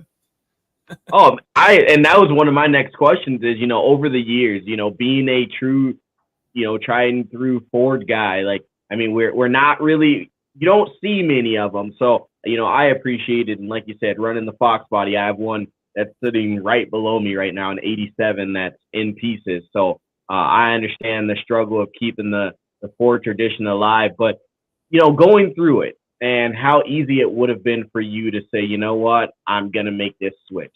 How readily available Chevy parts have been over the years and still are to this day. It costs pennies on the dollar, compare Ford to Chevy. So when you look at that, what was it that kept you true to saying, you know what, I'm a Ford guy and I'm gonna stick it out and I'm gonna ride it out? Yeah, I always like to be different. I mean, everybody else had Chevrolets and this and that, and Keith Fowler, the guy that really got me going in racing and give me the opportunity to show my talent back in the 70s. Keith Fowler was a good friend with the Woods brothers. Keith was more of a NASCAR man. Keith, he was in with Harmon Moody down there. He knew all them guys. He was just a NASCAR type fella. But his name, his business was Country Shindig, and he booked the Coliseums for people like Conway Twitter, Loretta Lynn, the Oak Ridge Boys. He helped bring Alabama. He bought the buses, from my understanding, and then rented them to Alabama. He helped bring Alabama out of Myrtle Beach and put them on their feet, really. So Keith was a diehard Ford man, and I'm telling you right now, not more than one time I've heard him say he don't even want a man to drive in his driveway to come to see him unless he's in a Ford. He was just a Ford man. I mean, he was absolutely Glenn Woods, the Woods brothers. He was absolutely a Ford man. So when his son actually had a Camaro, and I drove that a little bit about a half a season on. That's when we got to winning some, and then we was doing that breakout stuff, and Keith wanted to run something that he knew when he was kind of a little short guy, not heavy set, but just a stocky guy. He was a comedian, really, and he said, I don't understand that breakout. He said, if I'm gonna spend this money, I want to be in a class that when I see that win light come on, I ain't got to wait for y'all to get back, see if we won or not. So that's when this Supermod thing come about, and Arlen Fadley had kind of built that Superstock magazine car, and I seen how fast that thing was, and that's kind of about what the rules were: single 4-barrel, stock heads, all this stuff, and 10 pounds per cubic inches. And I called Keith one day. I said, Keith, I know you want to do something different, and I said, the super modified class coming up in IHRA. I said, Arlen Fadley's running awful fast for that Superstock magazine car. And I said, that's the car that basically is going to fit this class perfect. And I said, that Ford thing is going to dominate this thing. He said, you think? I said, yeah. And it wasn't 2 weeks later. Keith called me one day. I was working with Dad, and he called me, and I went with him a couple of times on shows. You see that old red trailer behind back there? That was Keith's Suburban. That red trailer you see back there We took that thing and got a welding guy here at home, Danny Stewart's Welding. That was a box off a six-wheel, like a UPS truck or something like that. That was a box off of that with a door sliding down the back. We took that box off that wrecked truck, put axles on it, cut the fenders out. We made that thing right here in King, and that's what we raced out of for several years. That was our trailer we made ourselves. But Keith, he called Jack Roush. This is, Keith could, he was a pretty high-powered man back then, knew people. He called Jack Roush and set up a meeting with Jack Roush and Wayne Gap. And that's when they had that Tijuana Taxi Maverick. And he called me. He said, "Hey," he said, "I got a meeting with Jack Roush and Wayne Gap Saturday morning." This was about maybe on a Tuesday or Wednesday. He said, "You want to go?" I said, "Man, yeah, I want to go." He said, "I got a meeting. Talk to him about building this car."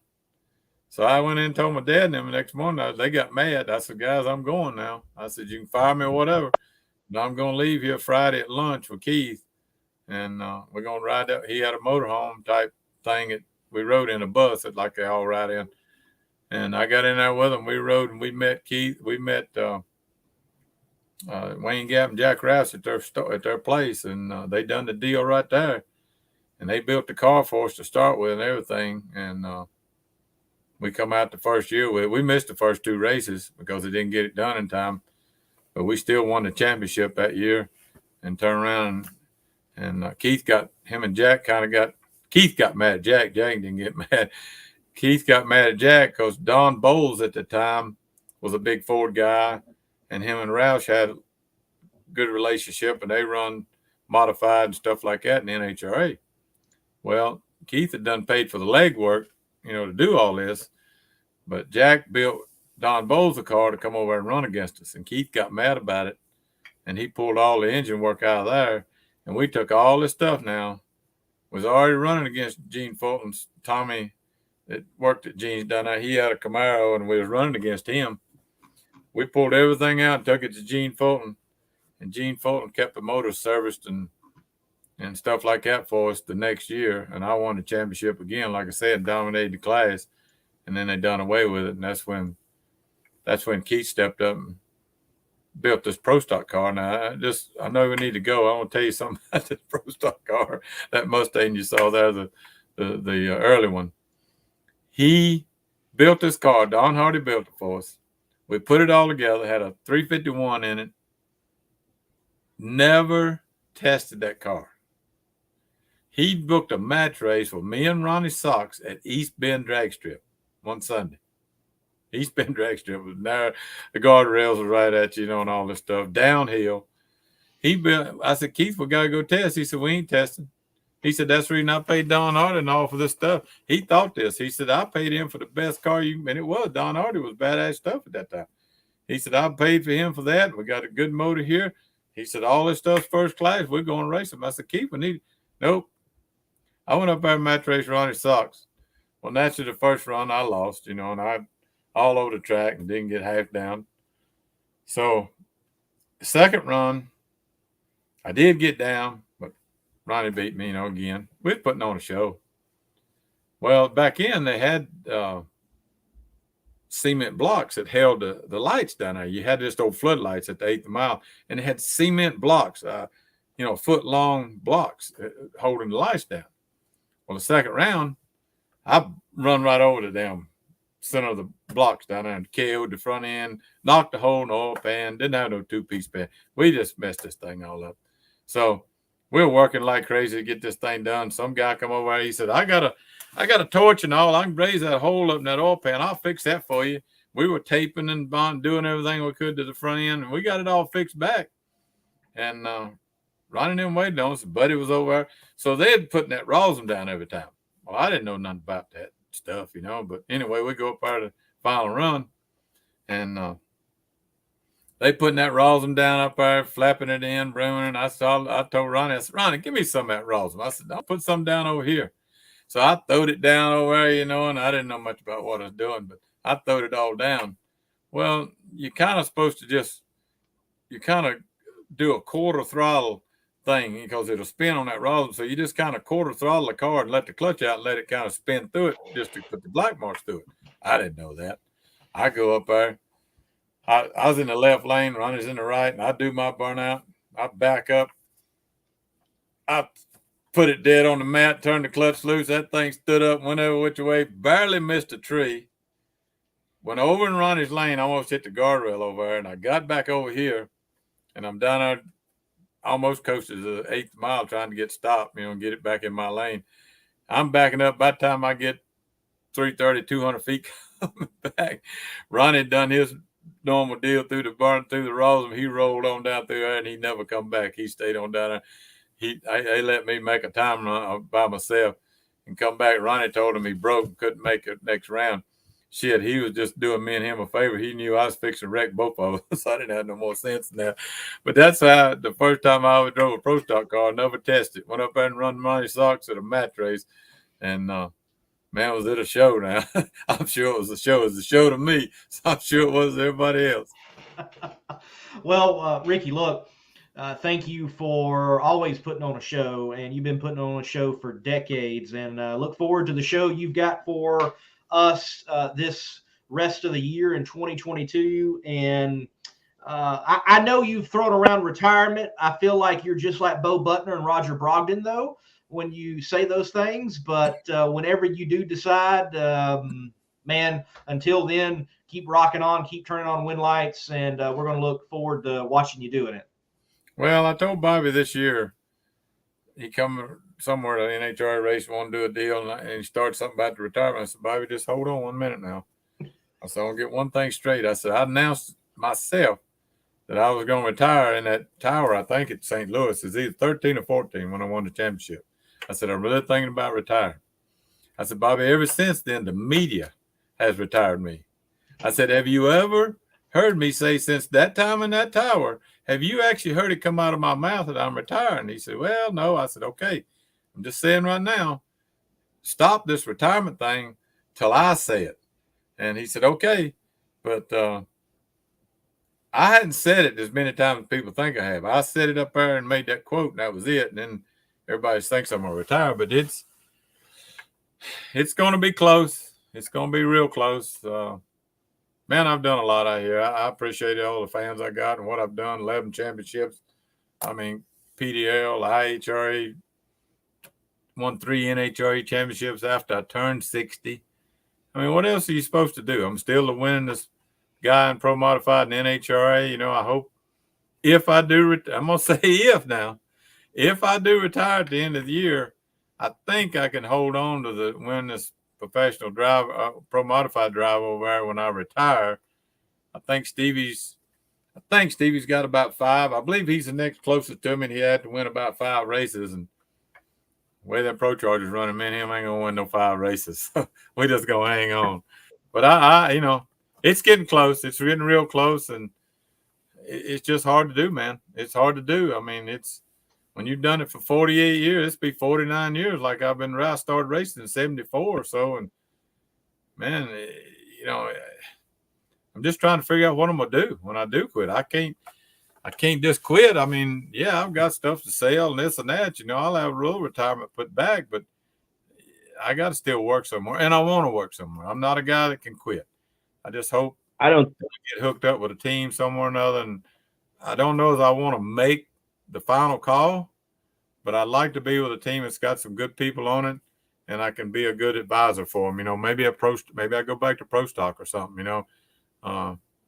So we'll see how it works out. But it's been a hell of a run, and till I get out of that seat, and I think Chad Hester will tell you, till I close the door on that car and say it's the last time, you'll always know I'm in that car. You better get your shit together when you come up there. Yeah, and I mean, you can definitely tell that heartfelt moment there from you when you're even thinking about doing that. But I don't see you retiring. You may say, okay, I'm done driving, but I don't think you will retire from the sport. I think you'll, and like you said, in some way, in some fashion, you'll still be doing something. But I have 2 questions for you that I have written down that I just think it's proper for me to ask, as I'm a huge fan of Pro Modified, and that class. But who do you see other than, and I'm going to say other than Stevie Fast Jackson, because he's definitely made a name for himself. Who do you see as the next big Stevie Fast Jackson or Rickie Smith in that pro mod class?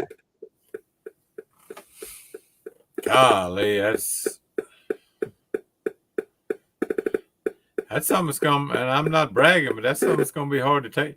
I'm not saying about the winning part of it, but it's the character part of it. That's going to be tough to handle. I mean, I think I've been a pretty good character for drag racing over my career, and Stevie's, he's coming up being a real good character for the deal, and I don't know. I honestly don't know. There's nobody there right now out there that we're running against that could play the role that me and him play, the character part.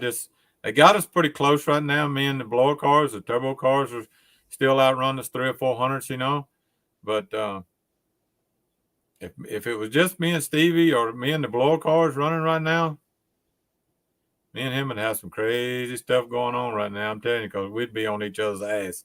But there's so much out there right now mixed up that me and him can't really get going like we probably should, because he can talk junk and I can talk junk too. We could have some stuff. Me and Troy Coughlin had some stuff going on. I was a stirrer up back in the old turbo days, and I told him I'd melt that snowball, and I was talking about the transmission and stuff like that. And we had some times back in, and the TV, Ted Jones covered it awesome. Ted Jones done the awesomest job with that show that we've had to do, because he was interviewing people like me and Troy and getting the crap stirred up. And they could do that now a little bit if they just get to the right people, and stir it, because I'm sure me and Stevie, we're friends, but we want to beat each other too. I think they got the stirring everything up right now, but I think it's not in the pro mod class. It's in the pro stock motorcycle class. But we won't dive into that too much here tonight. They just think that's something there. They think that's something. You get me and Stevie stirred up, and you're gonna see some stuff stirred up. Well, I mean, there's no time like the present. There's no time like the present. So if you could take one shot at Stevie right now and tell him something, what would you tell him? He knows if I get in that car, I'm an old man. And I showed it up at Richmond. If I want to race you, I can be good on the tree. I mean, I don't care what you say. Jeffrey Barker's been in these cars with a nitrous car versus a blower car. You're about giving at least 100th and a half away in reaction time. They will not react and have a good a light as a blower car does. We're not leaving as high. We're a good 1,000 RPM lower than they are leaving. And it's just hard to have. If you stage your car right and do everything like you should, it's hard to have anything better about a 20 light, 20, maybe a 25 light. I mean, that's just it. And them guys can be double O's over there and not gambling, so it's tough. I mean, I knew I run Frigo first round up there and I was 16 on the tree, but I knew he'd been wearing me out last year, as far as on the tree. I knew I better race hard, and I was 16. I was 27 against Thorne. I think I was 44 the other times or something like that. But, you get me a little riled up, I get more blood pressure going. I can be pretty good if I want to. Just the problem is I ain't been mad at nobody here in the last year or two to get like I need to get. So bring Stevie on. I kick his ass. I love it, Lee. I'm sorry. I had to do it. All right, my last question for you. Honestly, if you could drive any car, you're Ford guy, so any Ford car, and have it competitive right now, what would you choose? What would be your go-to? Far as drag racing? Yep. I mean, the best thing I think I can be in is this Mustang. This Mustang's it's I've run them, both of my cars, back to back. I mean, you seeing the speeds on them in the back half. They're as identical, I think, as you could have from a Ford to a Chevrolet. This Ford Mustang is an aerodynamic car.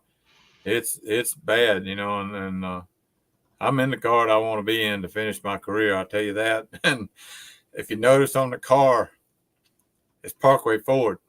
Okay. Parkway Ford, if you go back and look in the late 80s on all my Pro Stock Championship cars, Parkway Ford was on the back quarter panel back end. So Junior Michael owns Parkway Ford and owns a lot of dealerships now. But that's the only reason I'm able to stay out here right now is this Parkway Ford right here on my shirt. And SoCal is a real good friend of Junior's that does a lot of digital advertising. So he's, Junior asked him to help him with this deal with me. And if it wasn't for them two guys right there, Mark SoCal and Junior Michael, Rickie Smith wouldn't have been out here the last 2 years because Junior owns the Capital Chevrolet and partners on it in Wake Forest, North Carolina. And that's what you saw in the car last year. And that's what was on Taylor's car. It still had Capital Chevrolet on the hood scoop and the hood. But Parkway Ford is the man that's behind me, Junior Michael. So, Ricky, where is Parkway Ford? Winston-Salem. Winston-Salem. Okay, cool. Very cool. Well, Parkway Ford in Winston-Salem is his. Capital Ford down in Raleigh, Wake Forest he's in part. His brothers, Tim Michael, they're in partners together on about, from my understanding, 18 to 20 dealerships, and it's Ford, Chevrolet, and Jeep. They got Junior's come a long way like me, and I think he saw the way I come up, and he come up. And I've drove a Ford truck since the 80s. I've always, even though I went to GM stuff, I've drove a Ford truck and traded with Junior all my life. And it just goes to show the sponsors I've had through the years, Ford, Chevrolet, STP, all them people, I left there with no problem. And Junior Michael just stepped right up. Asked me 2 years ago, he said, man, what are you going to do? I said, I don't know. When that COVID hit after 2020, I said, I don't know who to even go ask. I said, things are shut down. And he said, what do you need? And I told him, he said, give me a little bit. It was within less than 48 hours. He called me back, says, done deal.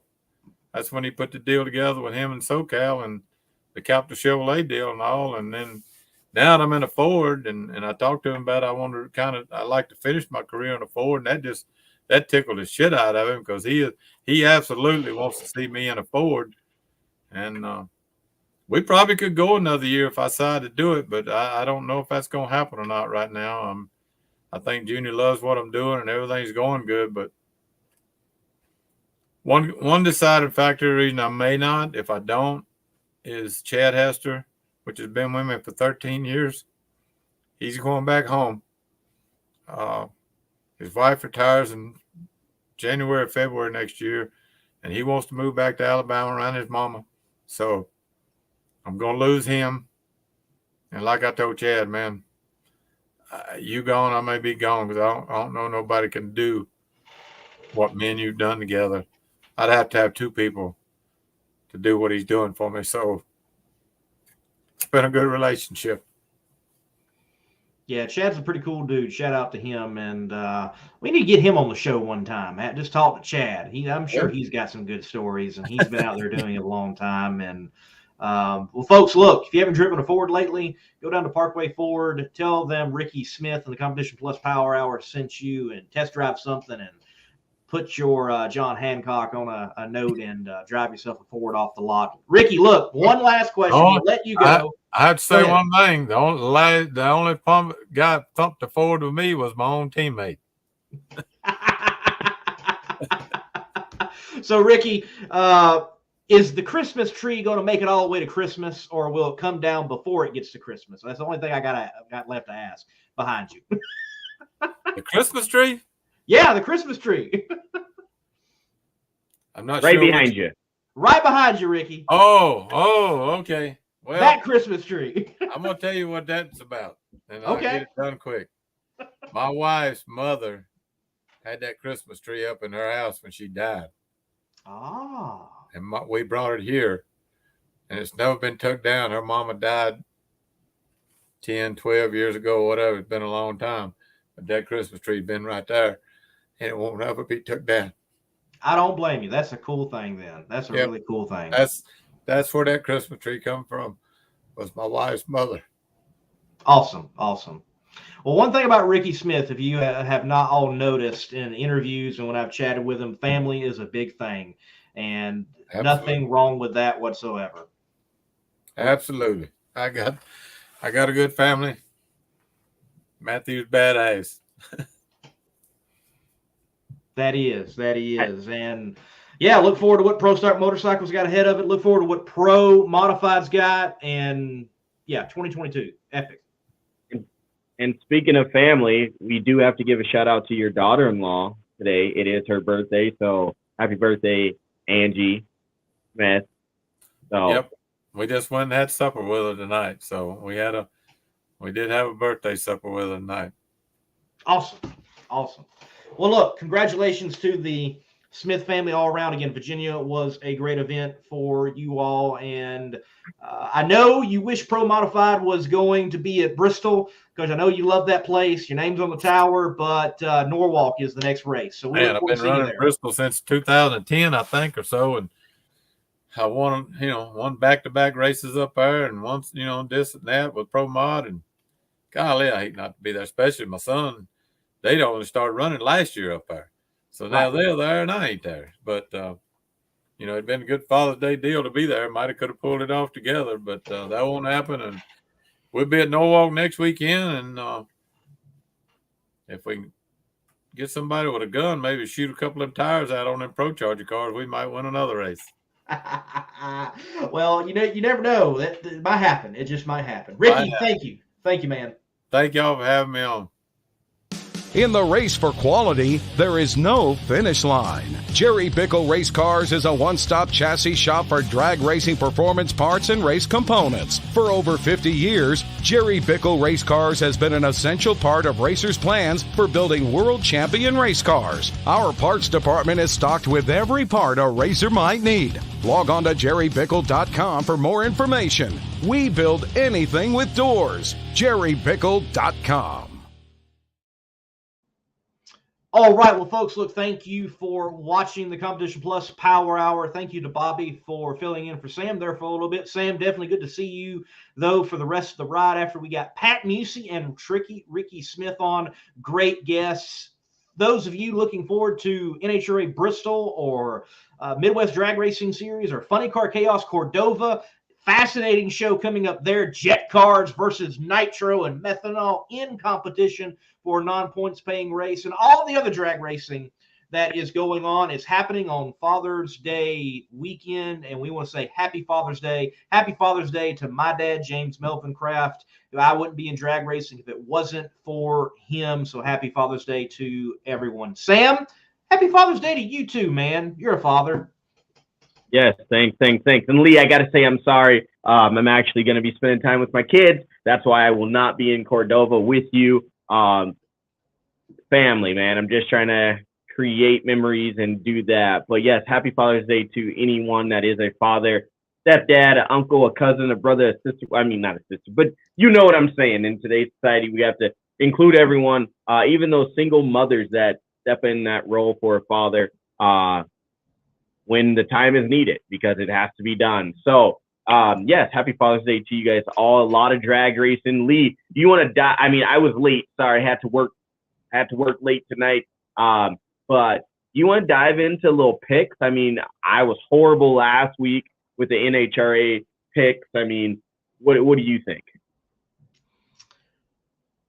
Steve Torrance has got to turn the narrative, I think. And they want to turn the narrative. I'm not saying they're having a bad season, but they are struggling somewhere. And I'm sure that team, they know they're not bad. They know they're not in a hole, but they are probably chomping at the bit to turn the narrative. I'm going with Steve Torrance. Alexis DeJoria will repeat, but on Father's Day this time at Bristol Dragway, and get that first Supra body win. And I think right now, I think Erica does it again. All right. So I'm going to say this. Steve Torrance will be in the final round, but I'm going to go with the Davis boys. I am going to go Justin Ashley over them. Steve Torrence will be in the final round, but I'm going Justin Ashley over them. That pick just fits very well with me when I'm looking at everything. In Funny Car, we're going to see a full Supra final round. It's time. J.R. Todd and Alexis again? Yeah. Or Ron Capps? No. J.R. Todd. Or Ron Capps, Alexis? I'm going with my homegirl's going to win it. I still like it. Honestly, Lee, I'm going back with my last pick. I'm changing a few, but like I said, Justin Ashley, I did pick Steve Torrence to win last time, but he will be in the final round. It's going to be a J.R. Todd, Alexis DeJoria final round. Wow. A repeat from, okay. Okay. I'm going with that one. And then in Pro Stock, what you said, it's hard to bet against Rand right now. It's hard to bet against E, but guess what? This is going to be the second time we see this year. We're going to see an all-female final round. Look, I will say this. I think if there was going to be a time that Erica Enders was not going to win, it was going to be right after the break. This like 5-week span, nothing. They come out, they win again at Epping, New Hampshire. If you carry the momentum for 5 weeks, wow. But there's been a little bit of change inside the Elite Motorsports camp. Been a little bit of a distraction. Not distraction, a good distraction. Courtney, accepting the new job with what she's doing. So the flow is going to be a little different. So I'm going to say it's going to be an all ladies final round, and history is going to get made. The person that's going to take Erica off the throne is going to be the rookie of the year. That's Cameron Caruso. I like those picks. Interesting storyline, but I think Erica gets the job done without Sis or not.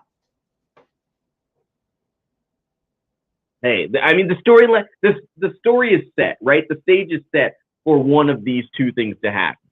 So does Erica continue the dominancy and continue it even with the and I don't want to say it's a distraction because it's not, with a change in elements, the change in scenery.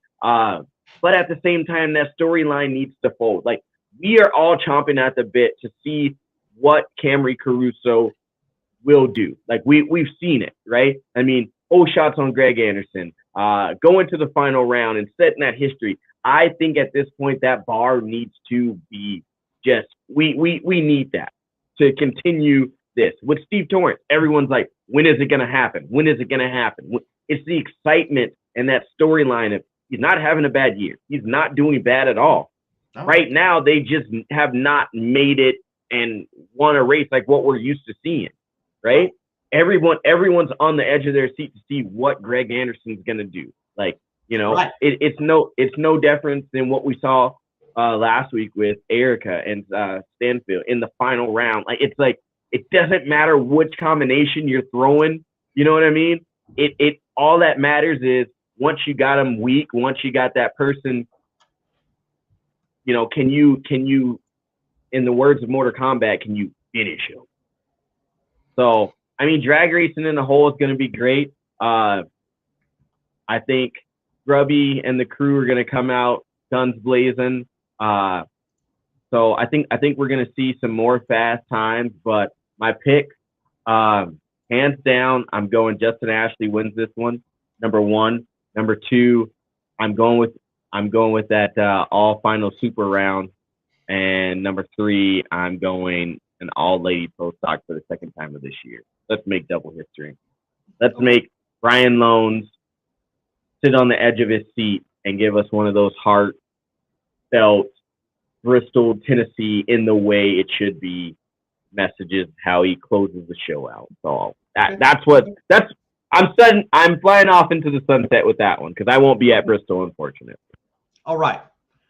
We have left one class, but on purpose, because I think the hype is just so real with this other professional category, and that is pro stock motorcycle. You already know you know where I'm going with this one. I'm sure you know where you're going with that, but I bet you don't know where I'm going. I don't know. No. See, you're predicting. You're assuming you think you know what I'm going to say. I don't know what you're going to say, and you don't know what I'm going to say. Oh, what are you going to say? I think I know what you're going to say. What am I going to say? You're going to say Matt Smith. Wrong. Oh. What am I going to say? You're going to say Steve. Wrong. Oh, I like it. Casso. I like it a lot. Who you got? Look, Who you got? This is who I got. Filling in this weekend, L.E. Tonjlin. I'm going to go with him. He wins it. I like those storylines. I like people coming in. Heck of a writer. He's going to get the job done. Nope. You're wrong. I'm going with my homegirl. It's her birthday week. She's got a chip on her shoulder. I'm going with the homegirl, Angie. She's had the bike. The bike has been there. The performance has been there. Technically, when it comes Sunday, it's no longer her birthday week. It was the week prior. Just way to be technical. Way to be technical. Okay. Right now, you know what you just did? You did what the commentator did back in the day to Mike Tyson. Mike, why do you get so mad? Why do you come into fights mad? I'm going to get punched in the face and my whole plan's going to go out anyway. Yes, I know, Lee. Sunday's technically the new week. But what I'm saying is it's her birthday week. Leading up to the race, on race day, it's still her birthday week. And if you're like any if you're like any woman, they celebrate their birthday for the whole month anyway. So it's still her birthday. So so I'm just being honest. So there you go. Okay. I'm picking the homegirl. Angie's gonna take it. I'm rolling with pink. I'm rolling with pink and red, okay? All right, so here it is. Monday Morning Racer, Torrance, DeJoria, Enders, L.E. Tonglin. Okay. Slam Sam. Justin Ashley, Alexis DeJoria, Camry Caruso, and Angie Smith. Hi-yow. I'm sending that one to the bank. All right. Right with my lottery ticket. Put your picks in, and also who's got the better picks of us two? Put that in. Who do you think, MMR or Slam and Sam? Who's got the better picks? Again, I do want to plug this. Go ahead, Sam. MMR or $, because we taking that one to the bank. Money, baby. Oh, okay. Yeah. Smooth there. I do want to plug, if you are anywhere near Cordova, Illinois this weekend, Funny Car Chaos is the place to be at Cordova Dragway, because for the first time possibly ever, not just match racing each other, but in actual qualified competition, it's funny cars racing one another. And yes, jet funny cars versus nitro funny cars versus methanol funny cars versus nitrous powered funny cars versus turbo funny. It's any combination. Yes, jets are in the show, not just a show, but in the show this coming weekend. I can't wait. Yeah, no, like I said, I appreciate the invite, Lee, but with it being the Father's Day weekend, I want to spend time with my kids. You know that situation, you know that story, blah. But I think, dude, like you said, a great show that you guys are going to be putting on, and why not? Why not go out and have fun? And if you're in the area, there's an aura about what you and Chris Graves and the whole funny car and nitro and everything that you guys got going on. There's just this following, and it's growing. It's continuing to grow. I think it's something that, we have to stay tuned to, keep our eyes appealed to, because there's just so much, energy. The energy that I hear people talking about, the energy that's following this series. There's just so much energy, and why would you not want to experience it for yourself?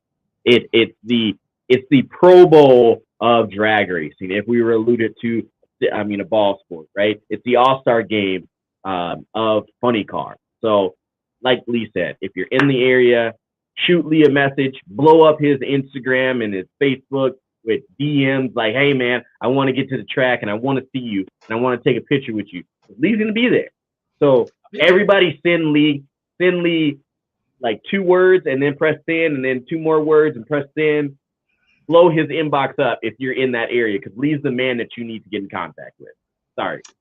Yeah, I'm not sorry. Chris I hope and Tara Graves, Chris's wife, they have got something special going on right now with the Chaos brand.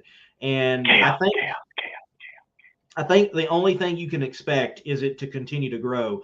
I know that next week, hopefully there's a phone call with myself and Chris and an East Coast track, trying to get an East Coast FCC race set up. So there's things moving. Things are moving forward. Come to the Great North. Come to the Great North. Please come to the Great North. Hey, and like I said earlier on the show, if you're out there and you're a promoter and you want Funny Car Chaos to come to your track, Chris is open to that. Let's strike the deal. Give Chris Graves a call. You will not regret it. Funny Car Chaos, great show. Great show. I think tonight was a great show, Sam. Good to have you along. And, man, unless there is anything else, I'm done. No, man, I just want to apologize for being late. Uncle Sam, not me, the real Uncle Sam. He told me that I had to stay at work a little bit later and get some stuff done. So, gotta love construction in North Dakota and working in the oil field in North Dakota. So, I had to stay and get some stuff done. But awesome show. No video game news yet. I haven't personally heard anything. Lee, have you heard anything else? Well, what he's alluding to, what SCO is alluding to, is that there will be news apparently this weekend. There was a letter. Yeah. I forget the young guy's name, but he wrote this handwritten letter to the NHRA about the game.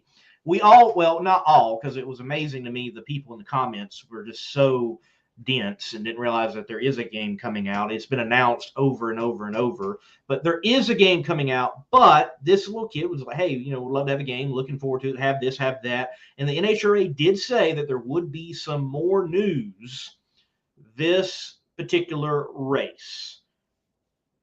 And I will say this: you want to be at the U.S. Nationals this year. Wow. Can't believe you. Can't believe you.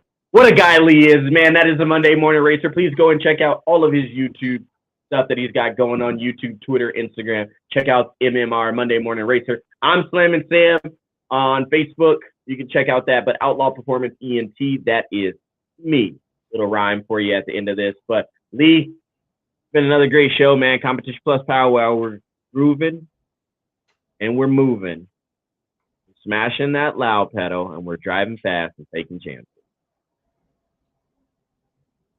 Get your CompetitionPlus.com apparel today. Whether it's our nitro-burning funny car design or the vibrant door slammer design, we have the swag to show you are always in the know. Get yourself a hat too. And we know not everyone enjoys wearing a mask, but if you must wear one, at least wear a good-looking one. Check out the new CompetitionPlusApparel.com for the latest from the place where you have trusted for your news on the internet for over 2 decades.